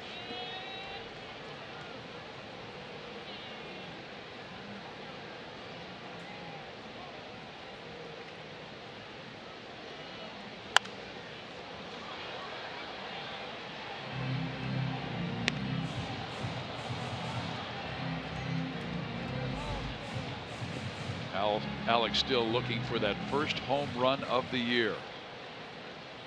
It's 17 last season, and that was in an injury-plagued year.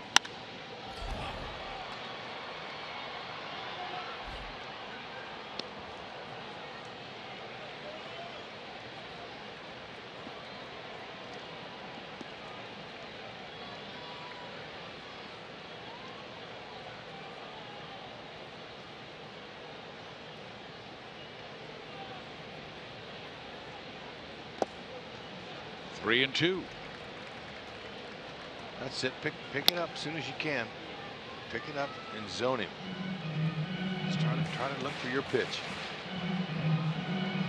It's hard to do. The guy throws that hard. I tell you, this guy's a very tough competitor to try to hit.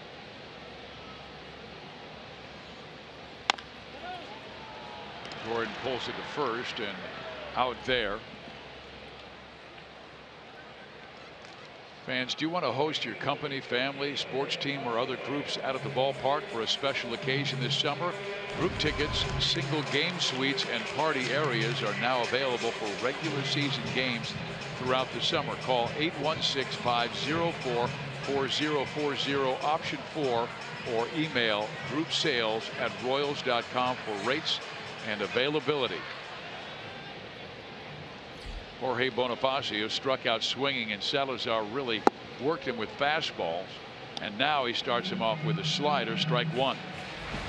I guarantee you, in all the years that Bonifacio has been in the minors, he's never seen a pitcher like this before. But Jorge, you'd think, would have some success. He doesn't have much of a stride. He's short and quick to the ball. No, he's going to be a nice player for a long time, I believe. Bonifacio will. But, you know, Salazar, he can handle just about any right-hander in today's game and in the past.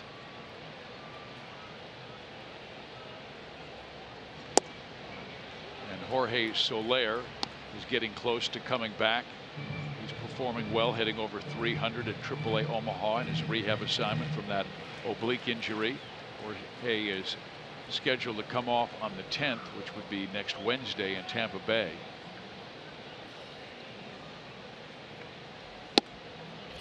Three and two.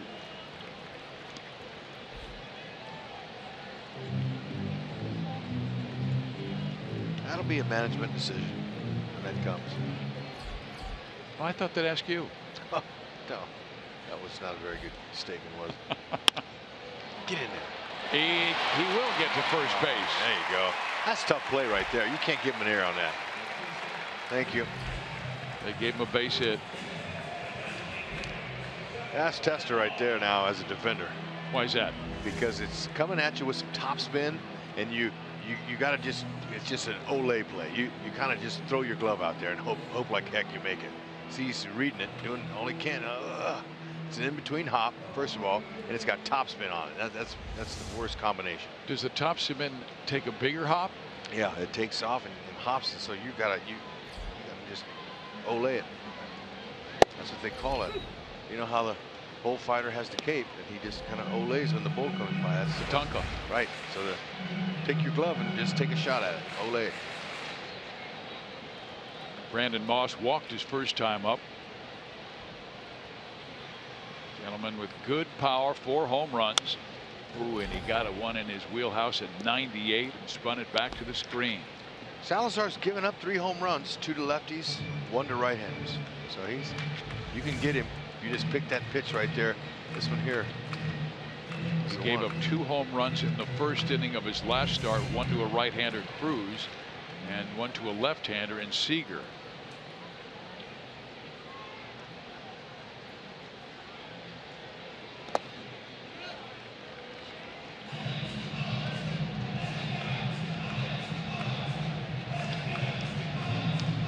Royals have battled Salazar well. He's a guy who has dominated Kansas City the last 5 starts with a 1.5 ERA and a 4-1 record. But they're getting guys on. They have just not been able to come through in the clutch.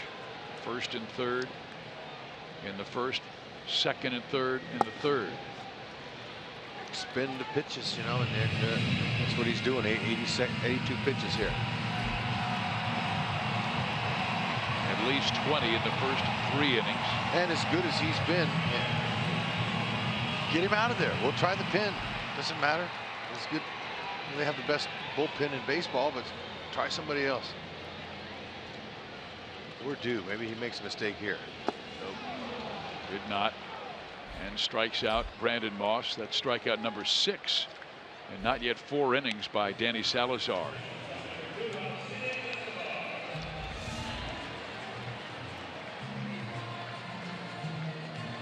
Keep in mind how easy it looks at home, but when he throws that hard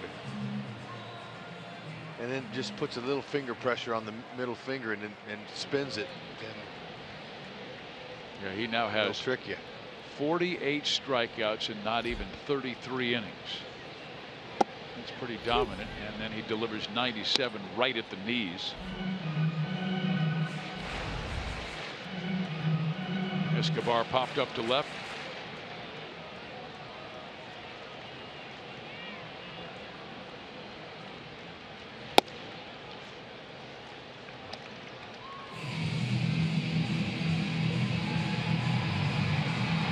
And he was signed by the Indians at the age of 16. And an Indian scout had spotted him at the age of 13. Playing in a Dominican Republic league, and followed him. Saw a young man with a dynamic arm, watched him grow up, watched his work ethics, work habits.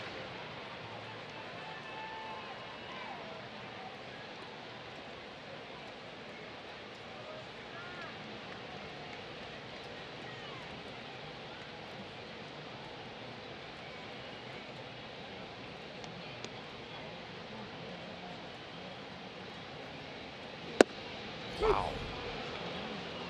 He has thrown 2 fastballs, perfect location, outside corner at the knees to Escobar.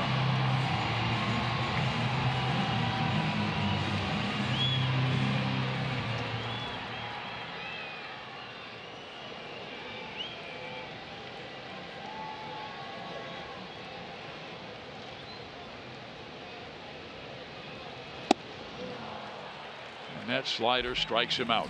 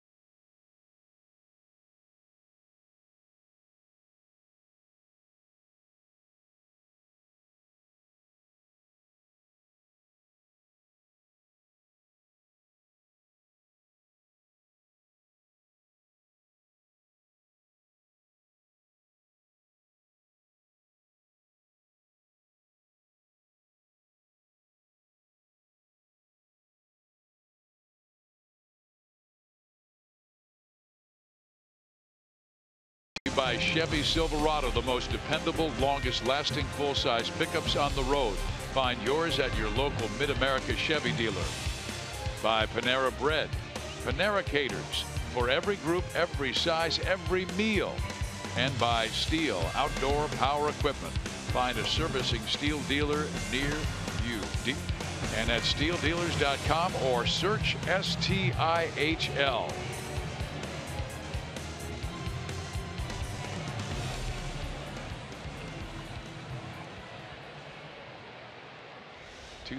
'15 World Champs. Cleveland trying to win their first World Championship since 1948. There is a breaking ball that rests on the outside corner to Abraham Almonte. And that might have been one of the first curves that Jason's thrown tonight. Had a little bit slower look to it, bigger break. And he comes with the slider and has Almonte down 0-2. Abraham struck out. Jason has struck out 5. Interestingly, he has struck out the last batter of each of the first 4 innings. Top foul.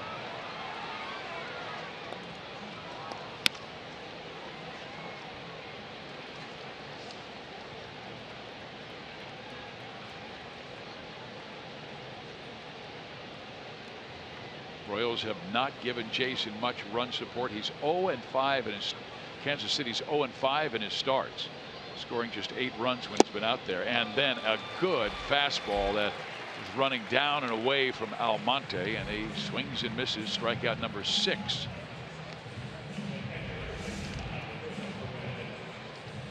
Yeah, nice heater. That had a little bit of action to it. See how it starts out in the middle of the plate, ends up off. That's beautiful. That's what he wants to do with that fastball. Now we're reaching a point where he's had some difficulties after the 75 pitches. So a couple more pitches, and he's so far this season. I mean, he's looking a lot better tonight. But it's a small sample size. It is. Another good slider that busts down and away from the bat of Roberto Perez. That's what you're talking about. In the 538, that's 7 for 12.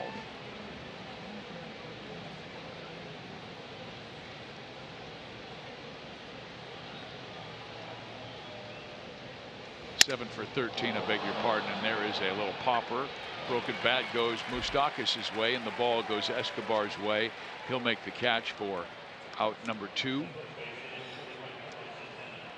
Refreshing saves from Price Chopper and Aquafina. Sign up at mypricechopper.com to save on Aquafina when the Royals get a save. Beautiful look at those fountains. Ballpark debuted in 1973. The All-Star game was in Kansas City that year. And you attended. Yep, and I returned in 2012, and I went to both of them. Did you have a date? My dad. There you go.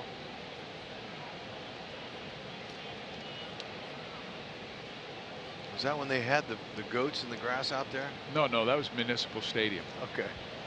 That was with the Kansas City A's and Charlie Finley. All right.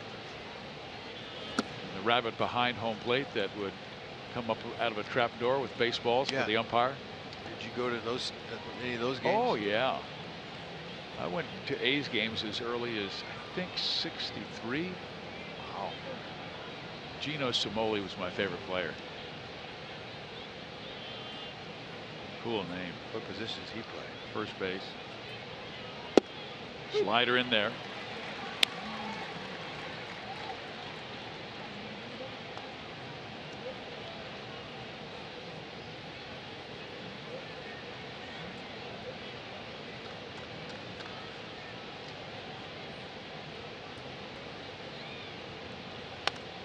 Fouled off. By the way, the Royals Joe Goldberg told you that he and Kennedy placed at the disabled list today because of a right hamstring strain. It seems like it's a minor injury. The Royals called up from Double-A Miguel Almonte, who is spectacular down there. 1.85 ERA, 29 strikeouts, and a little more than 24 innings. So he's in the bullpen. Fastball misses away, and Ned Yost did tell us before the game that he's leaning toward starting Chris Young on Tuesday in Tampa Bay. There's Miguel Almonte. Another power arm, good changeup. And there's Chris, who's so helpful to all of the younger players down in that pen.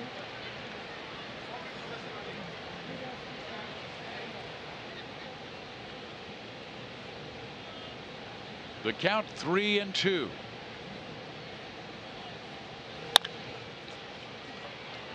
Hosmer to Hamill. 1-2-3. Nice work. When we come back, we'll see the top of the order for Kansas City. Merrifield, Moustakas, and Kane.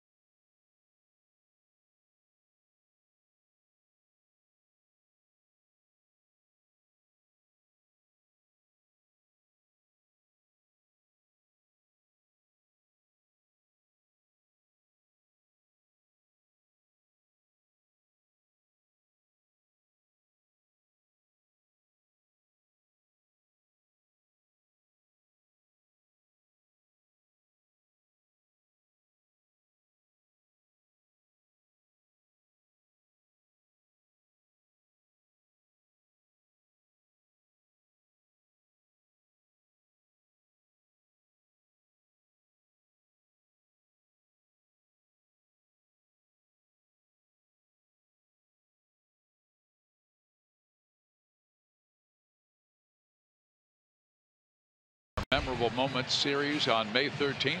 When the Royals take on the Orioles, the first 20,000 fans will receive an exclusive Danny Duffy bobblehead commemorating his franchise record 16 strikeouts against Tampa Bay, presented by Pepsi. Visit Royals.com and area Price Chopper location, or call 1-800-6-ROYALS for tickets.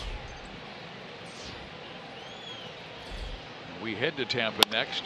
There's a ground ball to the middle, and that's a base hit for Whit Merrifield. Royals have their leadoff man on for the first time tonight. Hey, now that's what I'm talking about. Good for Whit. He's looking for a first pitch. Right there. Short, compact. Thankfully didn't hit off of Salazar. I'm sure he's okay with that too, and going through his legs. He didn't want to get hit by that either. But that's a good way to start it. Let's see if they can capitalize here. And Rex, earlier in the game you were talking about the lack of stolen bases. This is a good situation here. Merrifield has one, but Rusty Kuntz says he's a very smart and aggressive base runner. He is, and Salazar's quick. There you go. Okay, there you go. I thought he was going to catch it, but maybe the luck is turning now. Very nice. Now they're looking at the first pitches. This is a good start here for the fellas. Salazar will now face the one guy he has not gotten out in Kane. Who stuck the changeup. Very good swing there. He stayed right on it. He waited. I don't know if he was expecting a changeup at first, but he waited, and there's a great shot of Locane. Believe it, those fans do. Lorenzo with 6 RBIs. He's walked Single to right. Stay hot on the first pitch. Strike one. If you are facing a strikeout pitcher, Salazar has struck out 7 in only 4 innings, and we told you, averaging 13 per 9 innings, the best mark in the major leagues. Let's split a gap. That'd be beautiful. Oh yeah. See Moose bring home the mail from first base.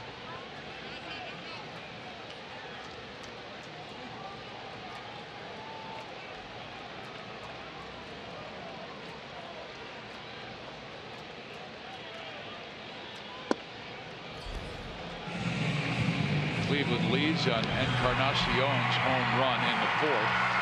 Boone Logan warming up in the Cleveland pen. There's 92 pitches thrown by Salazar, and he is just starting his 5th inning.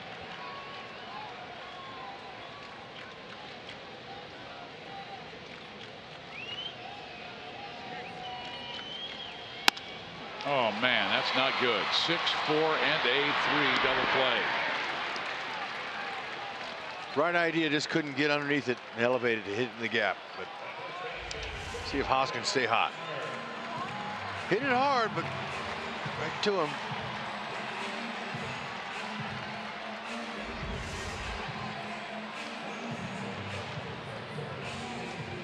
Out jogs Mickey Callaway, who's the pitching coach for the Indians.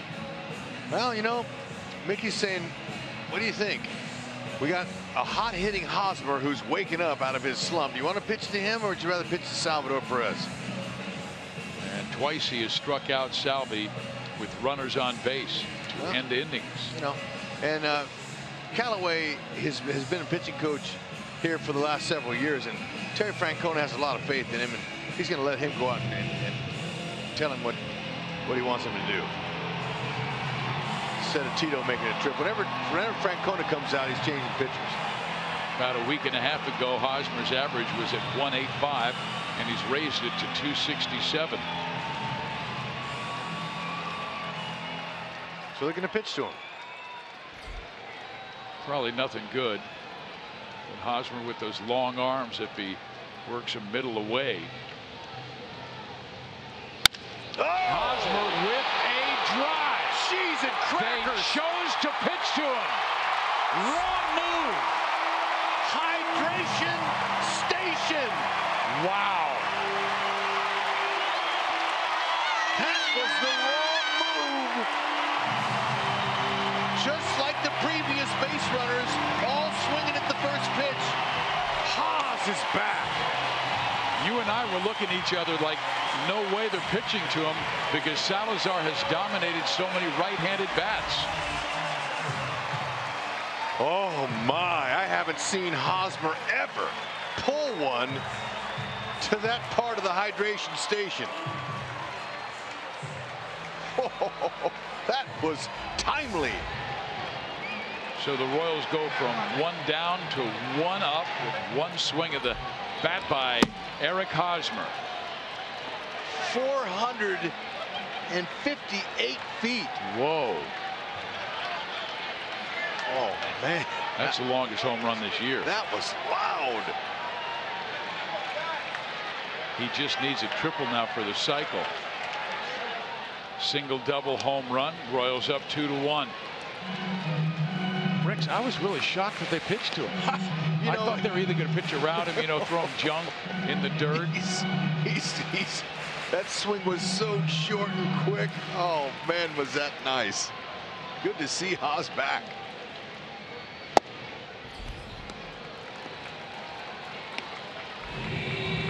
And when you're 6'5" and you get your arms extended on a pitch and your long arms like that, that ball goes a long way, Fizz. You go up there and see where that is, you look back, you're saying, really? And then Salvi comes through with a base hit.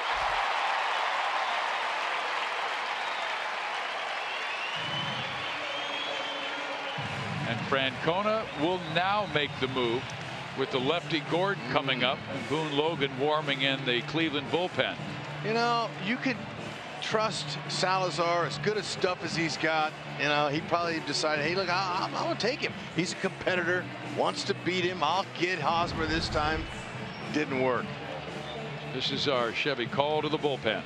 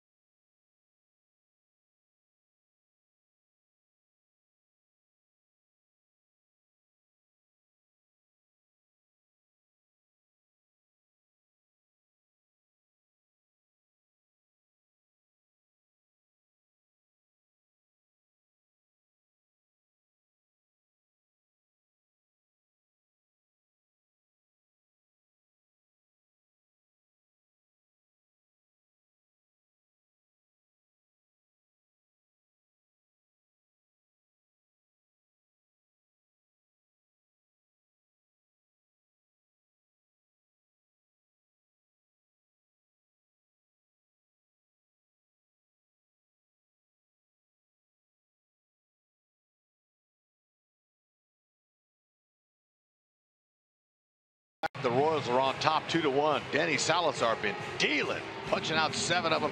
And Haas says, you know, I'm looking for a fastball first pitch right down the middle. All right, I wanted about 96 miles an hour either. He got it. It's right there.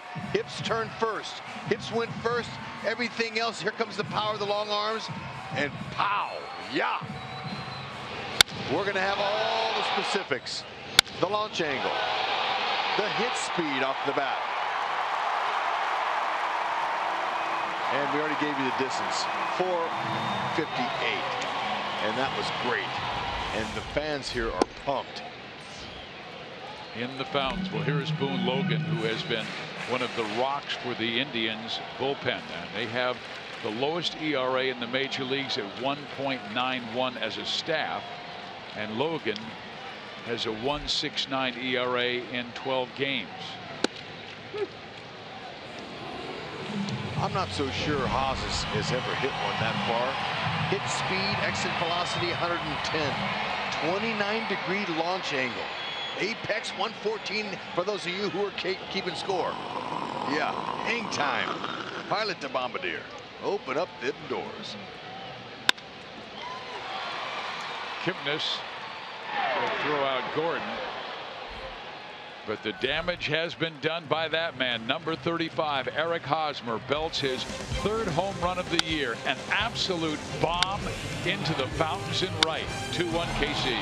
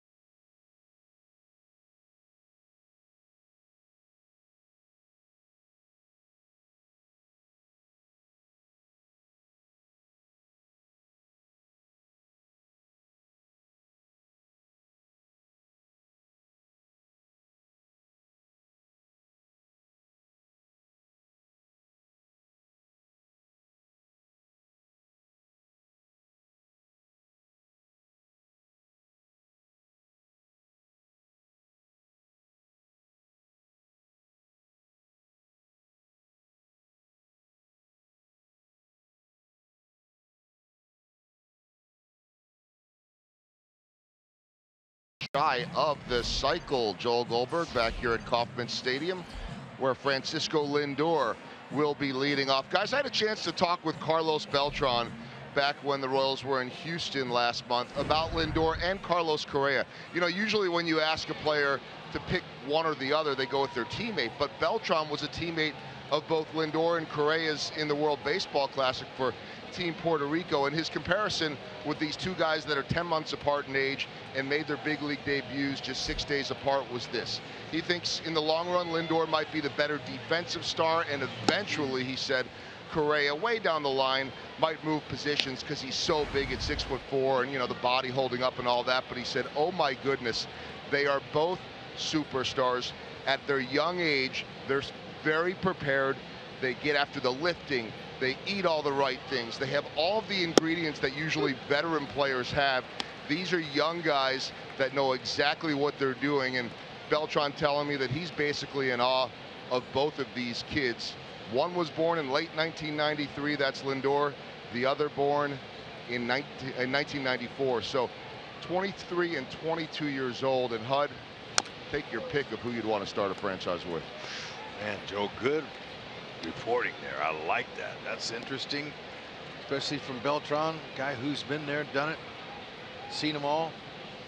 And the Royals have a young man down in the minor leagues, 21-year-old middle infielder by the name of Raul Mondesi, who got off to a slow start this year, but has those kinds of dynamic skills. And you better believe it. Yeah, I was talking to Mike Jersley, and he said, you know, his hands are so fast that he's jumping at the ball now, but as soon as he learns and slows the game down, he's going to be a great hitter. And Mondesi learning that right now down in the minor leagues at AAA Omaha. Usually the last thing to come. Just learn how to slow everything down, especially when you get up here. Merrifield takes care of Lindor. 1 out.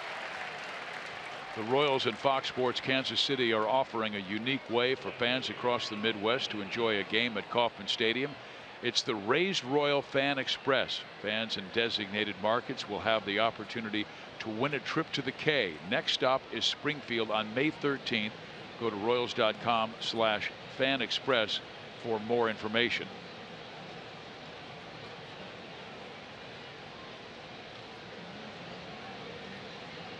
Brantley 0 for 2.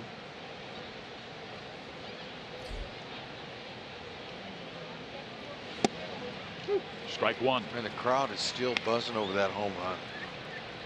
We've seen Hos hit some good homers, but his power is center to left center. So at the ballpark here at the K, it's so big that when he reaches the second or third row, it's still like it'd be out, way out in a lot of ballparks. He hits them far, but that one there, hitting it up way up in there in the fountains like that. I didn't even see him do it in BP. Merrifield with the dive. Oh, what a play!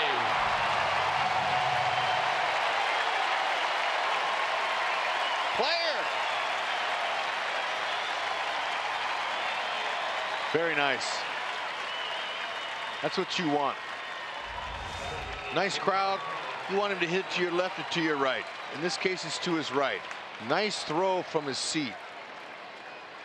Good easy pick for Haas, and when he's sitting down there looking at Locane after that play and you heard the roar of the crowd, that'll give you goosebumps. Sure will. Yeah, Jason Hamill said he wanted to trust his fastball, trust his defense, and he got a special play from his defender right there for the second out of the 6th. Long way to go left in this game still, but Hamill looks the best we've seen. Yeah, the best that Jason has had this year was that 6-inning outing against the Giants here at Kauffman Stadium, where he gave up just 1 run in 6 innings, but a no decision in that one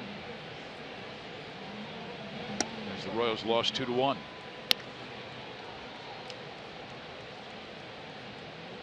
Encarnacion is the Cleveland offense tonight. Belted 1 out.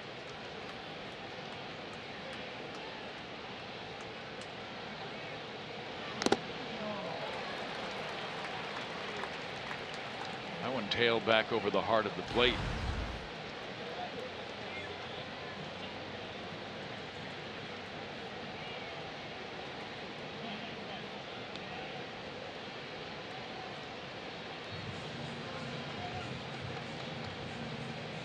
Escobar was messing with Moose as they're all swung over there on the left side, and he was telling Moose to go even further this way.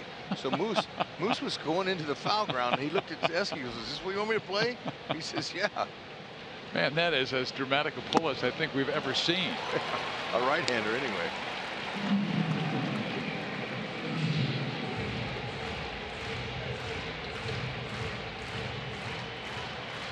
Yeah, there you go. They're all sitting right there. They got it all covered. And they're hoping he'll hit it on the ground to him. Now, we don't want to see him elevate anything. 2 balls, 2 strikes. But with the shift, the pitcher must execute his pitch. Yeah. Hope to. Because if Salvi sets up inside and the pitch is away, well, you have a lot of room in right center field. Another slider try, and it's a 3-2 count.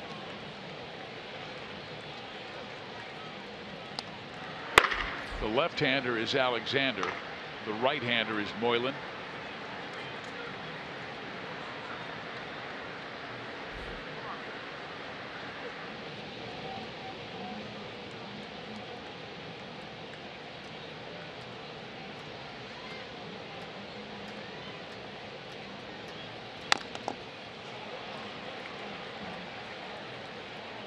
Ouch.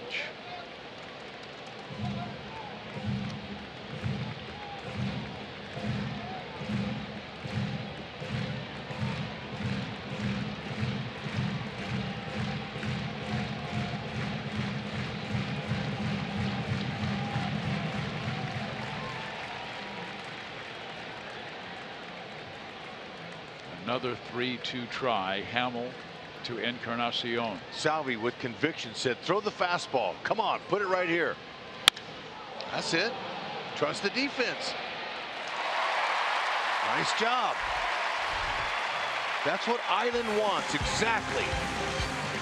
Merrifield with a defensive gem in this inning.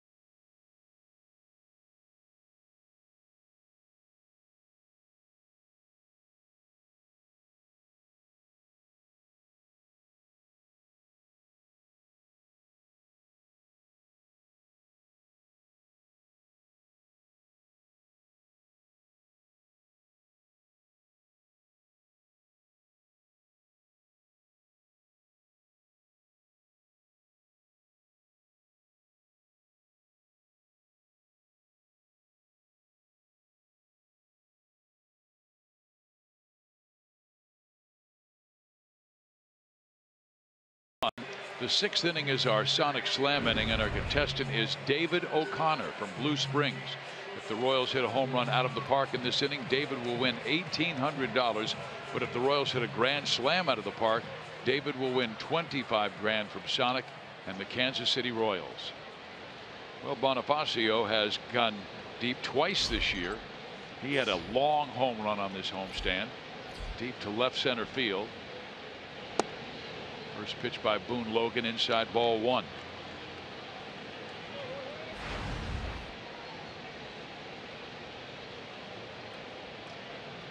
Right-handers hitting .250 off of Logan.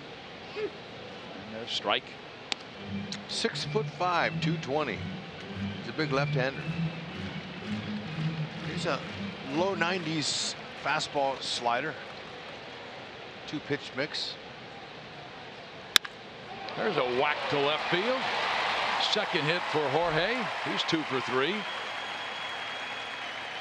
Second straight inning the Royals have had their leadoff man on. Elevation, that's what you're looking for. Hanging slider right there, center cut. Very nice. Now he catches that on the back underneath of that baseball. He sends it out of here. But he got the middle upper half.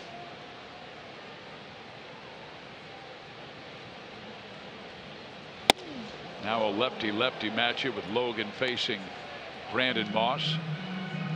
Logan's been around the White Sox, Atlanta, the Yankees, Colorado.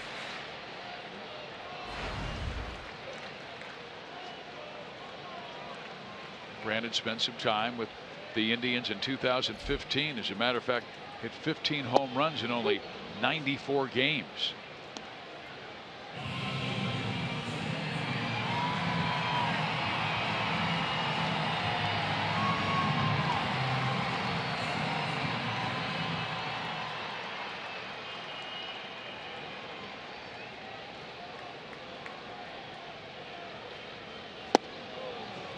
One ball, 2 strikes.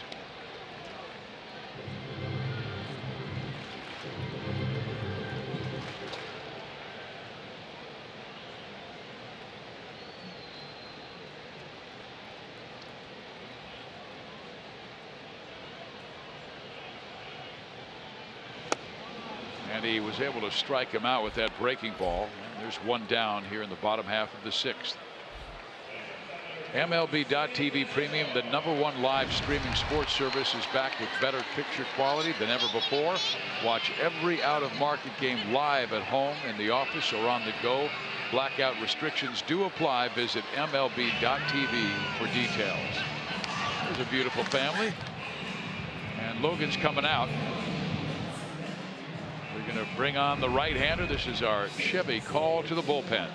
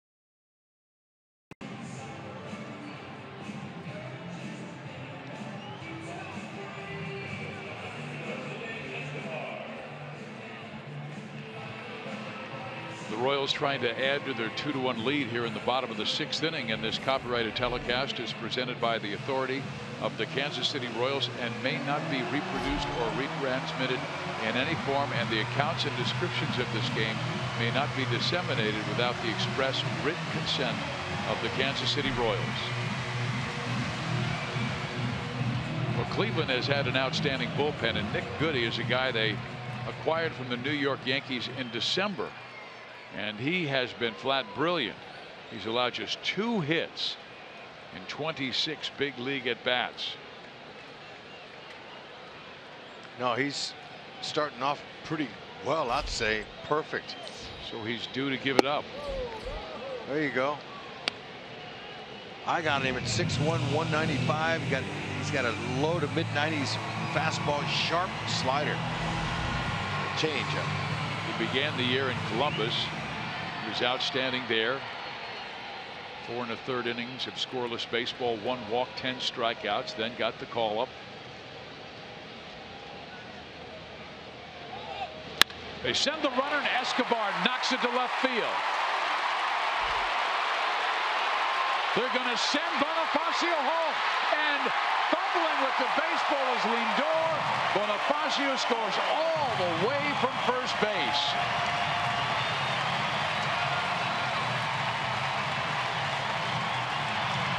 Beautiful job of executing a hit and run. Like to see Ned Yost putting that on, and maybe a little bit more often. Escobar got a hanging slider, which is a good pitch to go with. Watch it. Stayed up. He reached out. A booty knock. That's right. His backside fell out. Now, the fact that Brantley left the ground. Jersley with a great call. That ball he read at Jersley on the dive by Brantley, the short hop to Lindor. Lindor had to pick it cleanly off the dirt, or off the grass, and then make an accurate throw home. Bonifacio kept it in gear and got an extra run there. And he was ready to stop him. And Merrifield showing bunt. Matter of fact, Rusty Kuntz had a lot of guys out bunting today, and Whit Merrifield was one of those. The Royals were out here very early today, working on their defense and their bunting. Jersley was out there. Excellent read by Jersh. You could tell he was thinking about it, but you know, it's the third base coach has to wait. He's got to be able to see it cleanly. Now watch him. He's looking. He's looking now the whole way, and he sends him, you know, at the last minute by reading the short hop to the shortstop Lindor, the throw from Brantley. If it was an accurate throw to Brantley, he would have held him. But the fact that it bounced, he kept him coming. And he made the right call because Lindor couldn't find a handle on it.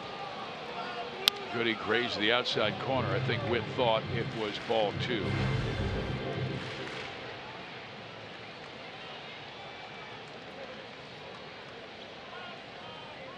Merrifield singled his last time up and scored on the 2-run home run by Eric Hosmer.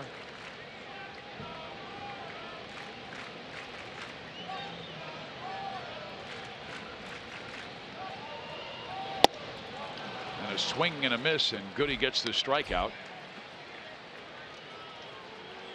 Moose is waiting for Francona to come out. He just knows he's going to bring in another lefty. Yep. He'll mix and match with any manager in the American League.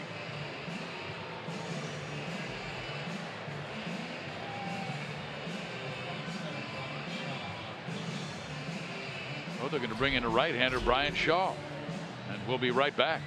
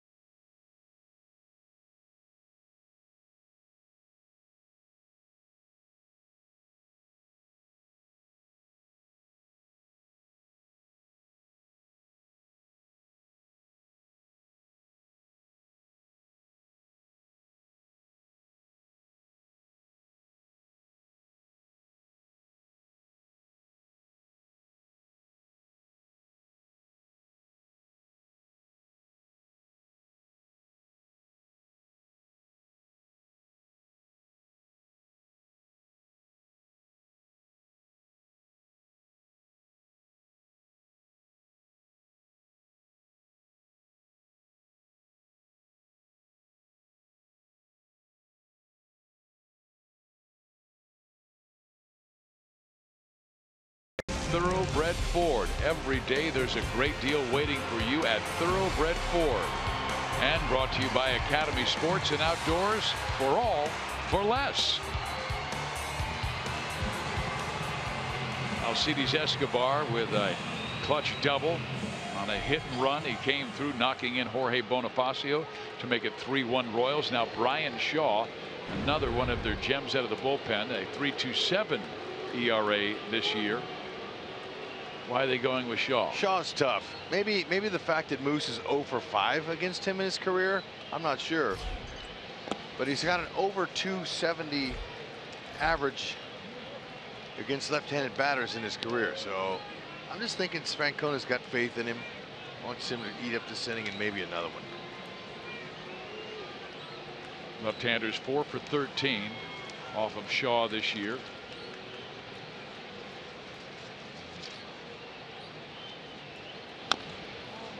And it seems like he throws a cut fastball every single pitch. 90 to 96. He's got the unbelievable movement.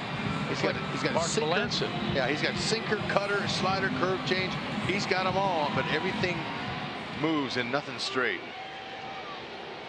And he works all the time. 242 appearances since 2014, the most in baseball. Rubber arm. Mike pulls it to the right side. Santana will take it himself, but the Royals score one more on Alcides Escobar's double. Oh, timely booty knock, and way to go, Jerk. Way to send him home.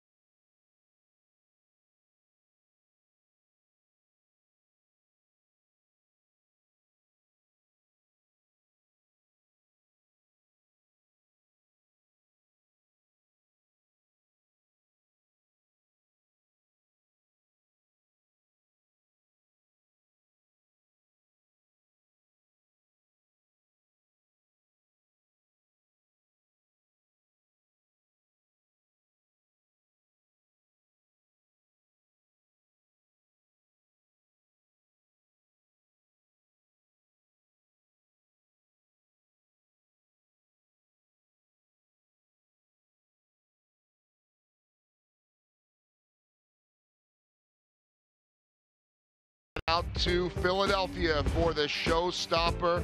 Keep talking about all these guys like Aaron Judge and the home runs. What about Ryan Zimmerman, his 12th of the year, as he goes 3 for 5. He wasn't the only National to homer in this one. How about back in the second inning?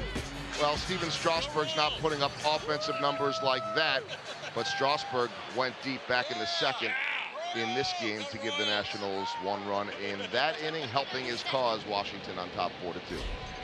Thank you, Joel. And Scott Alexander comes out of the bullpen. He'll face Ramirez, Kipnis, and Chisenhall. Ramirez, a switch hitter, batting from the right side. And Scott, outstanding numbers. This is game number 9. He last worked on Monday night, tossing a scoreless ninth to preserve a 6-1 win over the Sox. Chopper up the middle. Merrifield takes it. And there is 1 out.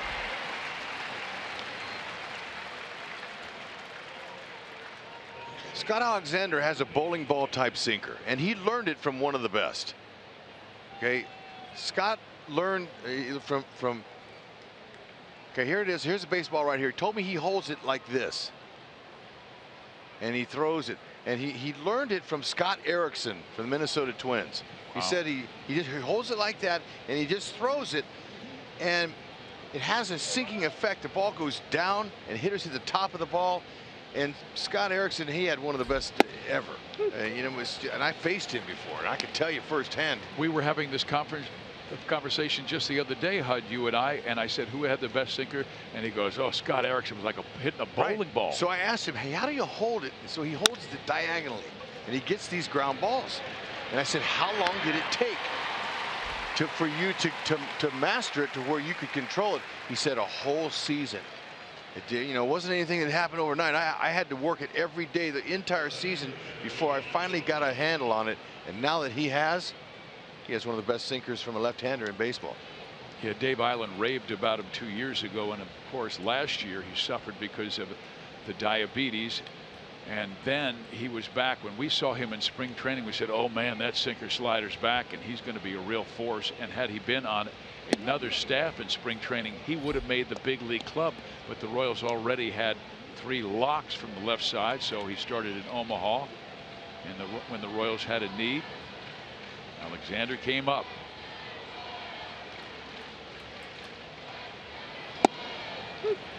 There it is at 93.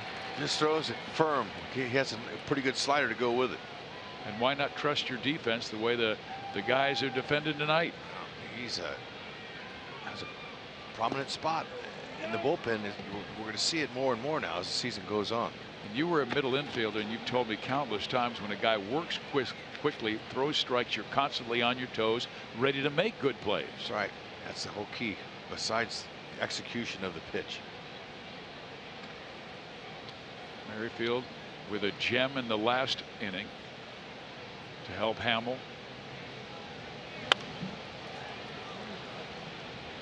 2 balls, 2 strikes. Chisenhall tonight 0 for 2 with a couple of strikeouts facing Hamill. Jason went 6, gave up just 1.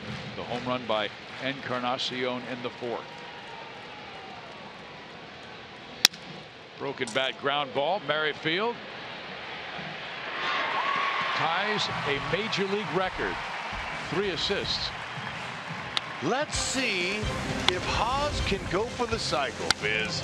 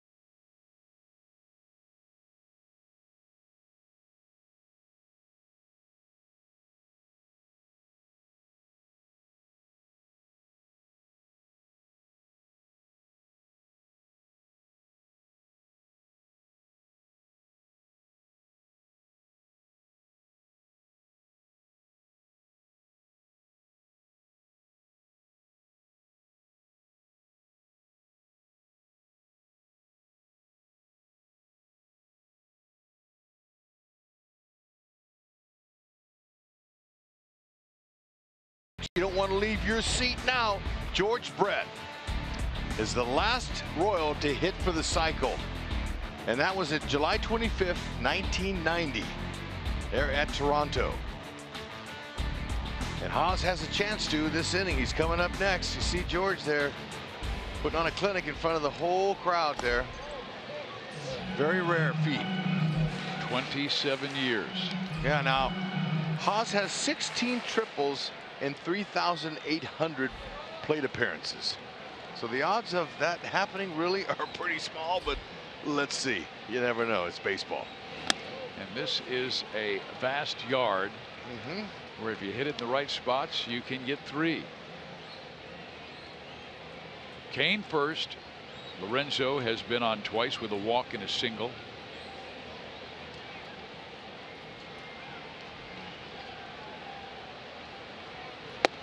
One of the things that makes hitting Brian Shaw so tough is that he throws across his body, so that it's deceptive and you can't pick it up. And he throws so hard and the ball moves so much, and he's has out of such a quick twitch windup and delivery there, it just makes it tough. Good spot there. That's right where he wants it. Low Kane, good eye. But believe me, this guy is as valuable as the Royals' Ryan Madsen was. Kane fights it off, one on his hands. Yeah, if you have a guy who has a rubber arm, pitch every day, first Indians reliever in club history to amass at least 70 appearances in 4 seasons.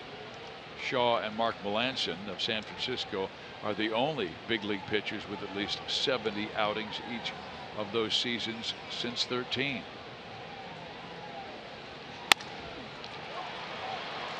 Ramirez spins and fires and just does get Kane at first base.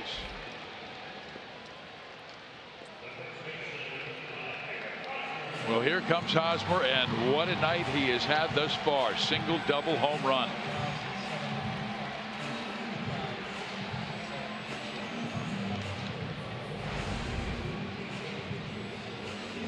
He's upped his average to 274 in a week and a half. Almost 100 points. He's raised it. Yep, doesn't take long. He's staying patient with himself. Now triples are you can hit them down the line here, right field, right center field gap are your best places.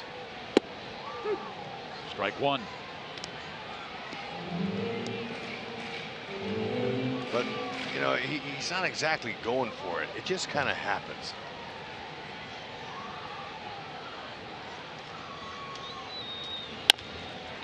Chops it. Ramirez throws him out. 2 down. So the Royals are going to need to pick up their offense to get him up there again in the bottom of the 8th inning, and they're hoping that's all they'll see, that they'll close it out with a lead in the next 2 innings. But their bullpen doing the work as Joakim Soria starts to warm in the Kansas City bullpen after Alexander was terrific in the 7th.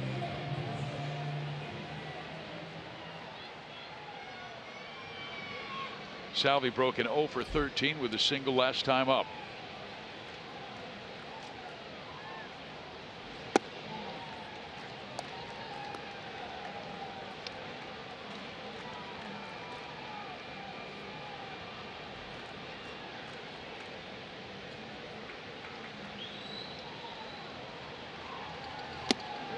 Again, he comes inside on Perez. They appeal, and the first base umpire, Pat Holberg, said Perez did not go, and I think Salvi hurt his left hand. Stepped out. A lot of stress on your hands when you try to do this. You try to start your swing and then stop it.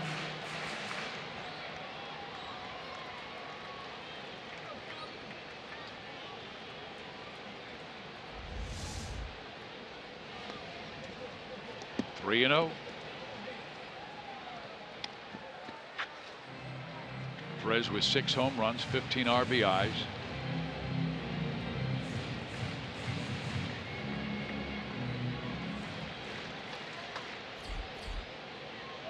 Gordon waiting next. There's a strike.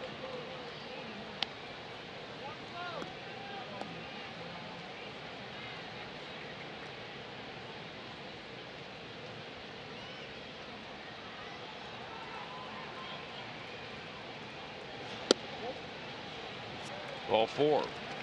Just the 4th walk this year for Salvador.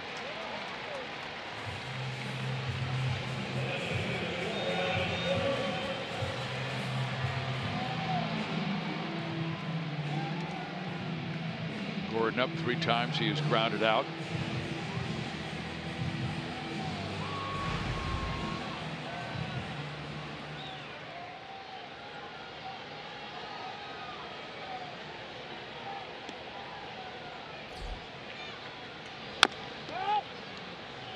They have that triangle defense on the right side set up for Alex with Kipnis in shallow right field. Rex, would you like to play there? I mean, you were a second baseman for much of your career. I mean, that's difficult going from dirt to grass. No, I really wouldn't want to, Fizz, because, you know, it puts a lot more pressure on you to make the play.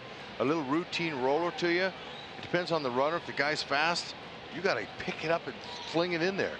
And if you're at regular depth, at least at the back cut of the grass, it makes it a little easier play. I've never played out there in our day. We didn't do that. We didn't ship like that, because that's a long way, especially when you're out there a little further. Routine roller to you, you better get it and throw it, or he's going to have an infield hit. If you chop one just past the mound, it's a base hit.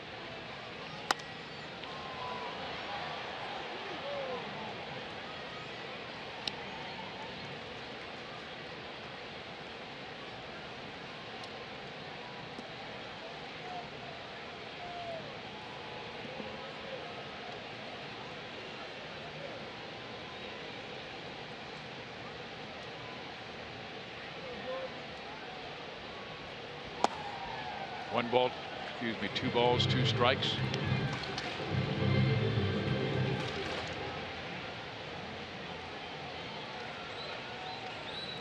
The inning started with a pair of ground outs to third by Kane and Hosmer, and then Perez worked the walk.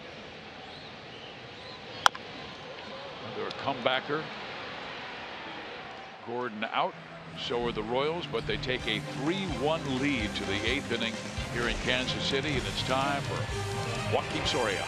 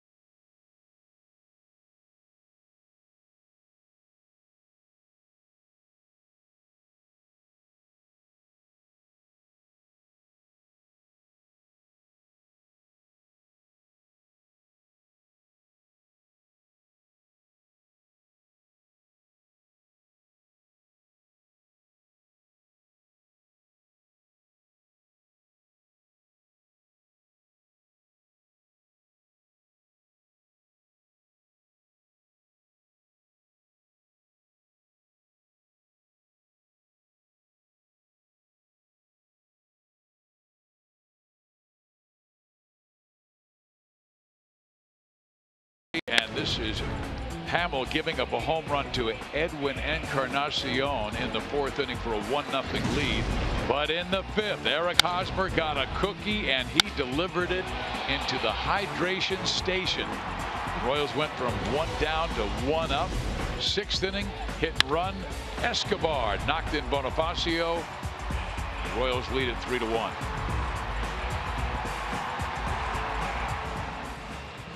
Now it's Soria's job to protect it. Joaquin comes into the bullpen, solid 2.31 earned run average. This is his 12th game this year. Opponent's hitting just 195. He's had a much better start to his season. He's a fastball, slider, slow curve, slow split finger. And pitches down low like that. That's where he wants to stay. He last worked in the 8th inning Monday night, setting the White Sox down in order. Recorded a pair of strikeouts. This is Brandon Guyer.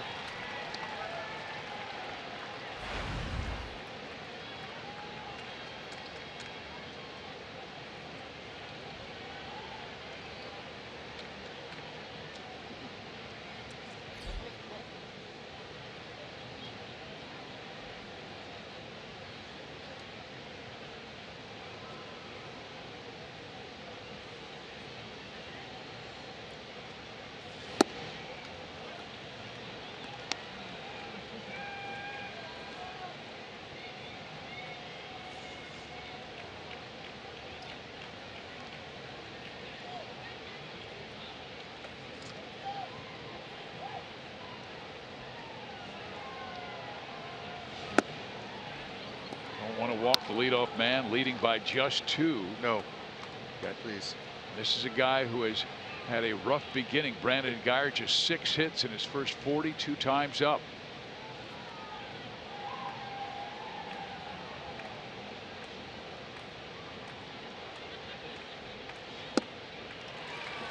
Right there at 93.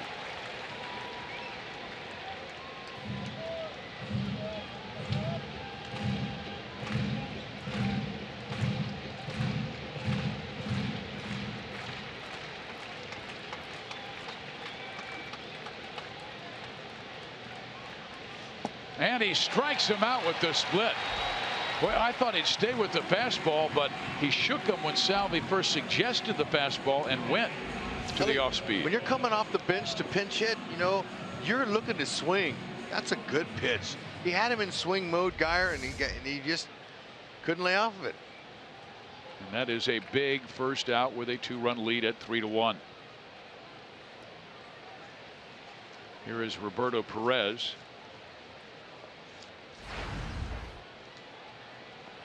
He's walked and popped up.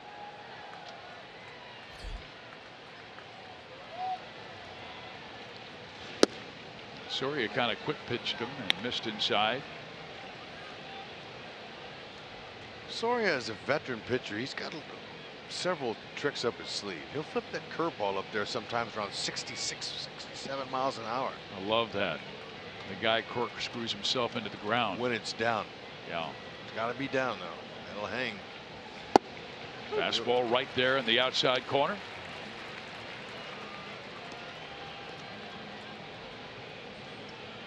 Perez hit 3 home runs last year in an injury-plagued season where he missed 2.5 months. Still looking for his first this year, sharing that catching role with Gomes. There is the Bugs Bunny breaking ball at 69.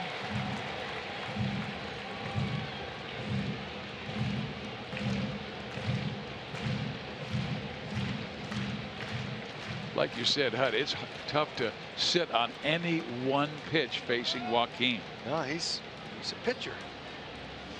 And then he gets him with another slider at 87. Well, fans, now it's time for the unlimited baseball break, brought to you by T-Mobile. Kendrys Morales with 2 home runs tonight at Tampa Bay, his 18th career multi-home run game. Paul Goldschmidt also had 2 for Arizona, and Adrian Gonzalez placed in the DL for the first time in his 14-year major league career. The Dodgers start the night 3 games back of Colorado for first place in the National League West. Paul Goldschmidt's Diamondbacks right in front of the Dodgers, a game and a half back. How about Buddy Block doing a good job with the Rockies? Yep, they knew it. That's why they hired him. Steve Reich. Santana, they've been able to keep quiet. We told you the success that he has had against Kansas City, particularly in this ballpark. 23 home runs against Royals pitching. 2-1.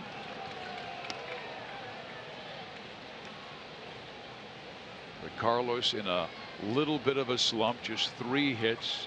His last 31 times up.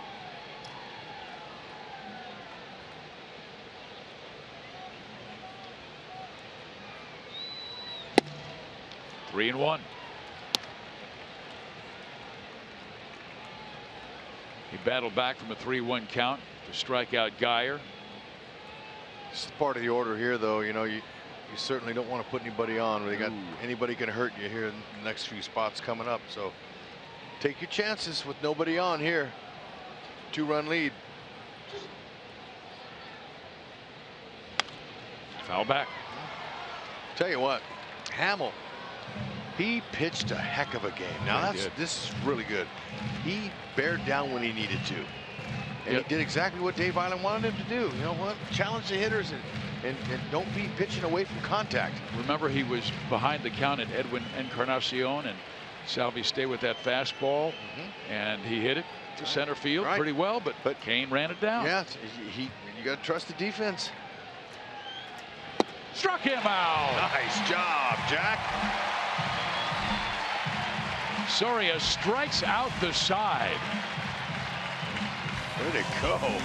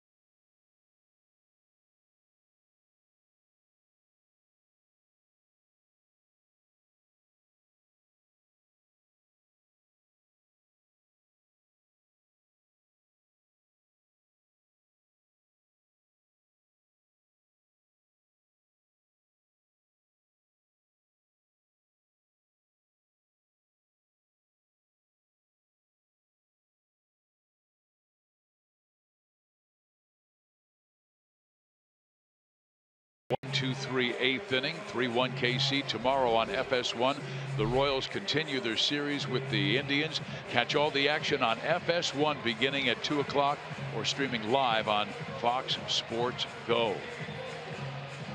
Brandon Guyer stays in the game. He's in right field. And the new pitcher is Dan Otero, 6'3" right-hander out of Miami.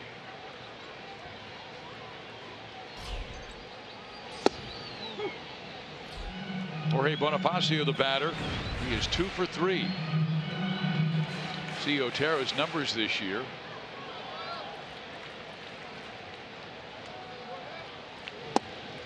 Otero's one of those finesse pitchers. Not overpower you. He's got a two-seam sinking fastball. He likes to use an 88 to 92 slider change. He had a great year last year, a 1.53 earned run average, helping the Indians to the American League Central title. Won 94 games, finished 8 games up on Detroit, 13 up on Kansas City. He was pitching with Oakland, that wild card game here in 14.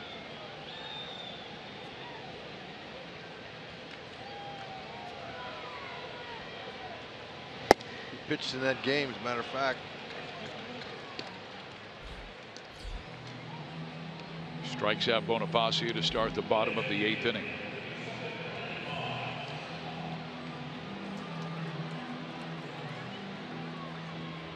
All right, let's take a look at Yellowwood bringing the lumber, and Haas did that.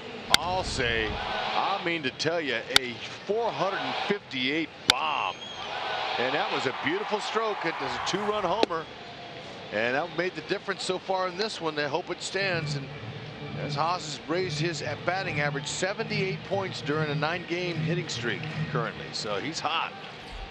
Ride him.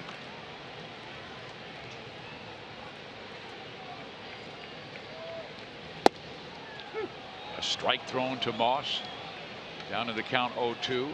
And when you have 3 runs, it's not like you've broken out of it, but we're seeing signs. I mean, the team was averaging under 2 runs per game, but the last 8 averaging 3.8 runs.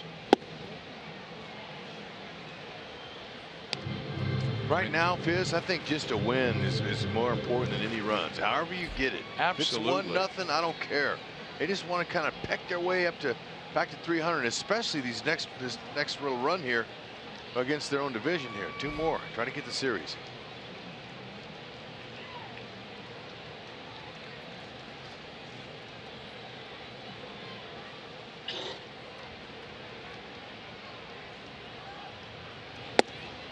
And he goes up the ladder and strikes out Moss. And Brandon striking out 3 times tonight.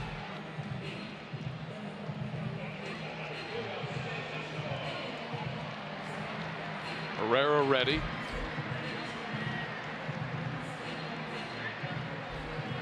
That's Doug Henry he's working with, our bullpen coach. And Escobar, his big hit came his last time up. 6th inning. Hit and run double.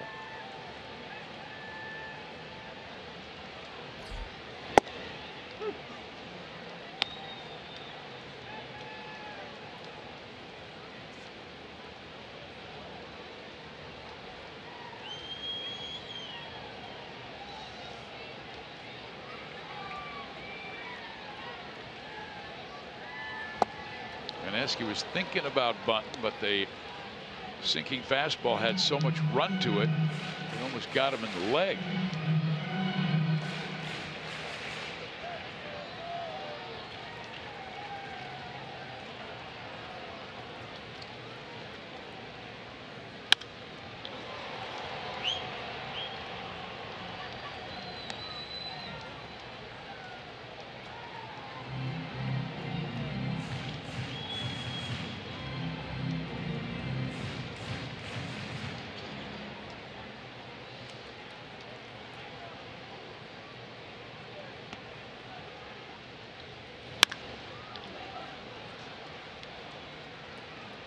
Escobar's putting together better at bats.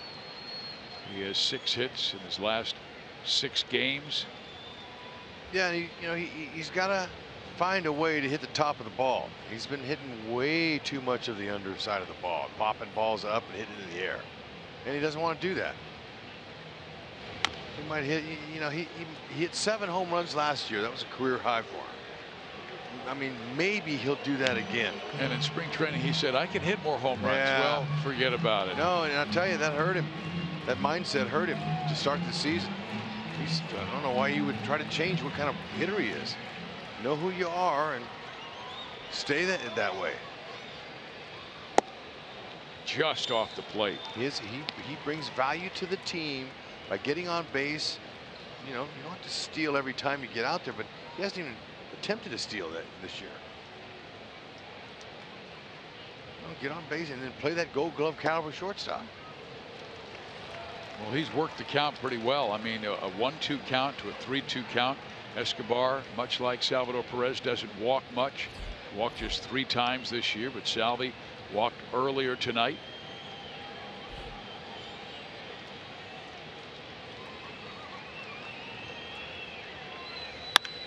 And then he hits one on the screws. Lindor lays out, makes a marvelous catch, and Escobar is out number 3. Time for Kelvin Herrera.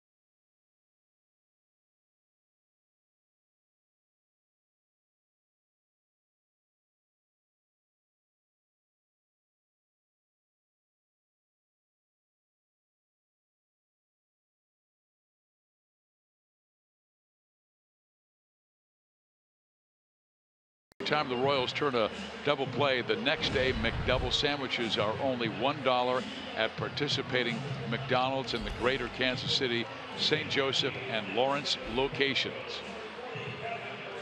This is Herrera's first save chance since April 19th versus the San Francisco Giants. A long time. Just his 11th game. 2 walks, 7 strikeouts. And he has to go through the heart of the order: Lindor, Brantley, Encarnacion. If anybody can, Herrera can. Fastball touches the upper 90s. Changeup, upper 80s. And occasional sliders. Better off staying fastball, changeup. But Salvi and him know better.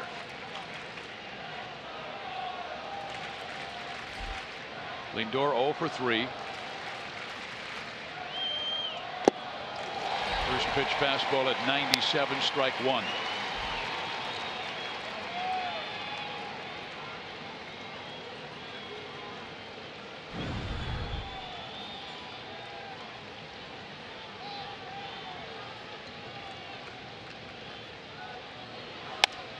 And strike 2. Staying with the heat.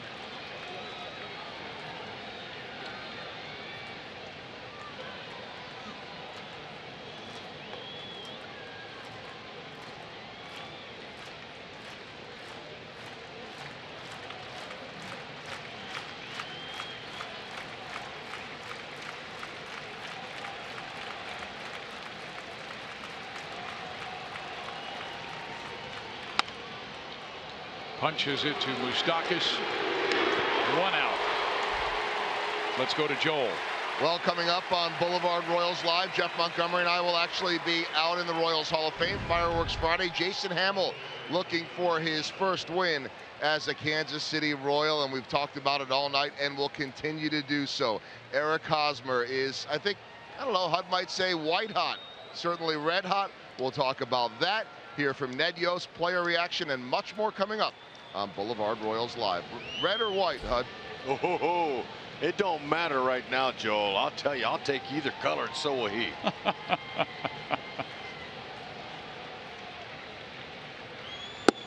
Strike 1 to Brantley. Michael 0 for 3, robbed of a hit on a wonderful diving play by Whit Merrifield, the second baseman, who threw him out from his knees.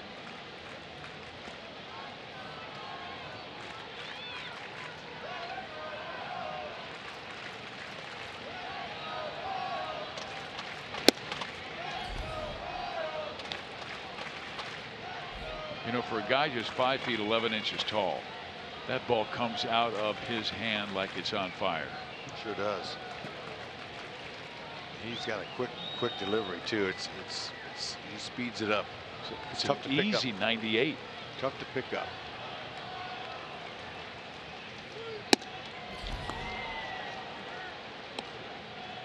He's missed on the last 2.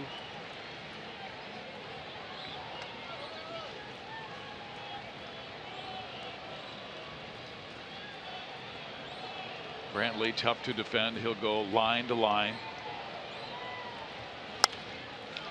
Back in the count. 2-2.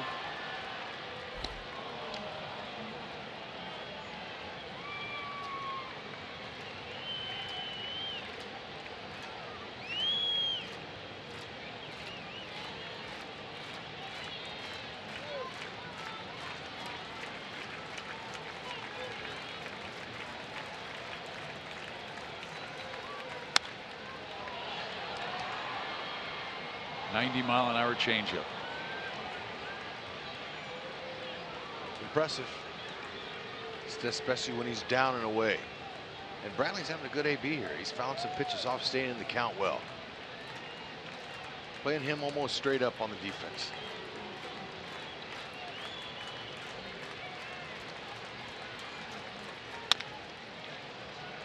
Merrifield. 2 outs.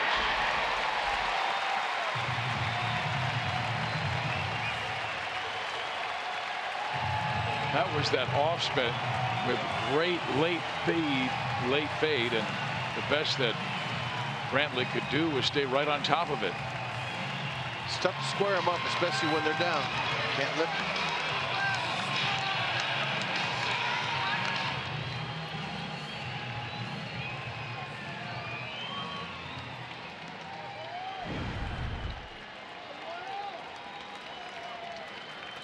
Yep. Encarnacion's hurt him before, but fortunately there's nobody on. Love the fans getting into it here, Fizz. It's beautiful. 25,722 on hand for game one of this series between the American League champion Indians and the Royals. In the air, right field. Bonifacio still going back. He can't make the catch, and Encarnacion will stop at second base.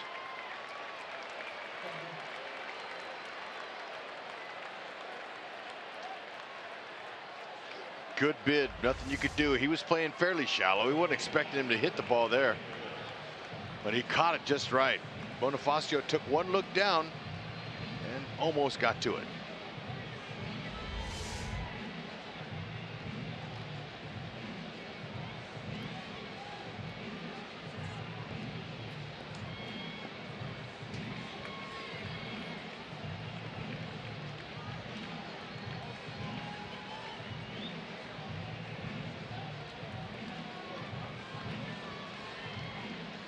Tough out here in Jose Ramirez.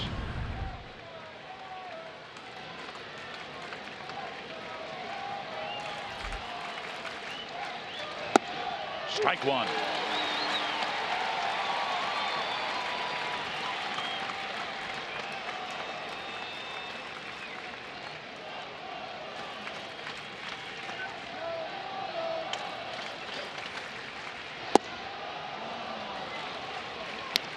Back-to-back changeups.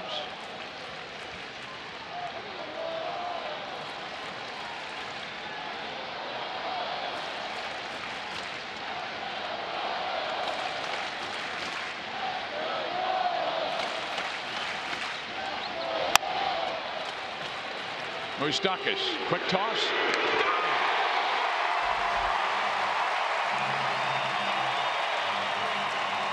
Herrera with his fourth save of the year. El Toro! Olé! Fantastic job. We saw it all. Little Royals power. We saw a little frenzy hitting goal, but I tell you, that Hamill, he deserves that first W. He worked hard. Fantastic job by Jason Hamill to get her going here tonight. And the throw strikes, only walked a couple. Only that solo home run was all he gave up. Haas, the man from Haas. And a W on the Hall of Fame.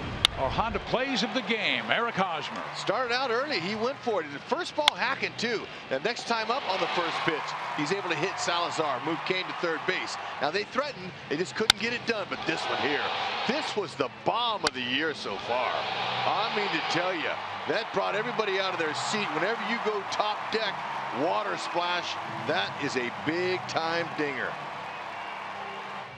Honda's plays of the game, beautiful thing. Smiles and a W is a beautiful thing.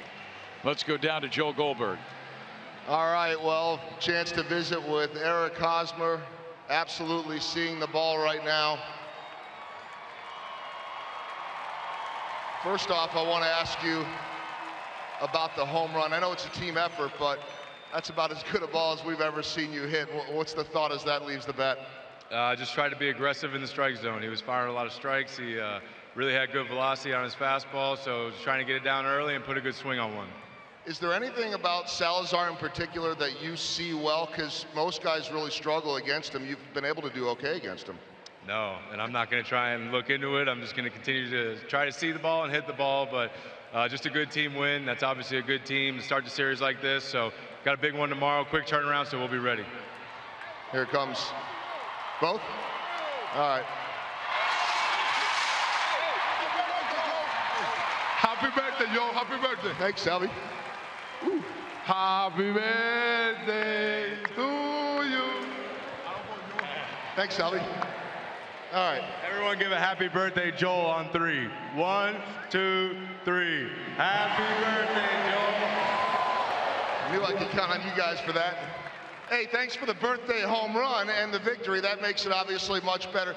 I know you guys want to get on that run. It's kind of been 1 foot forward, 1 step back, but to be able to do it, like you said, against a team like the Indians, defending American League champs, how much is that big for the confidence?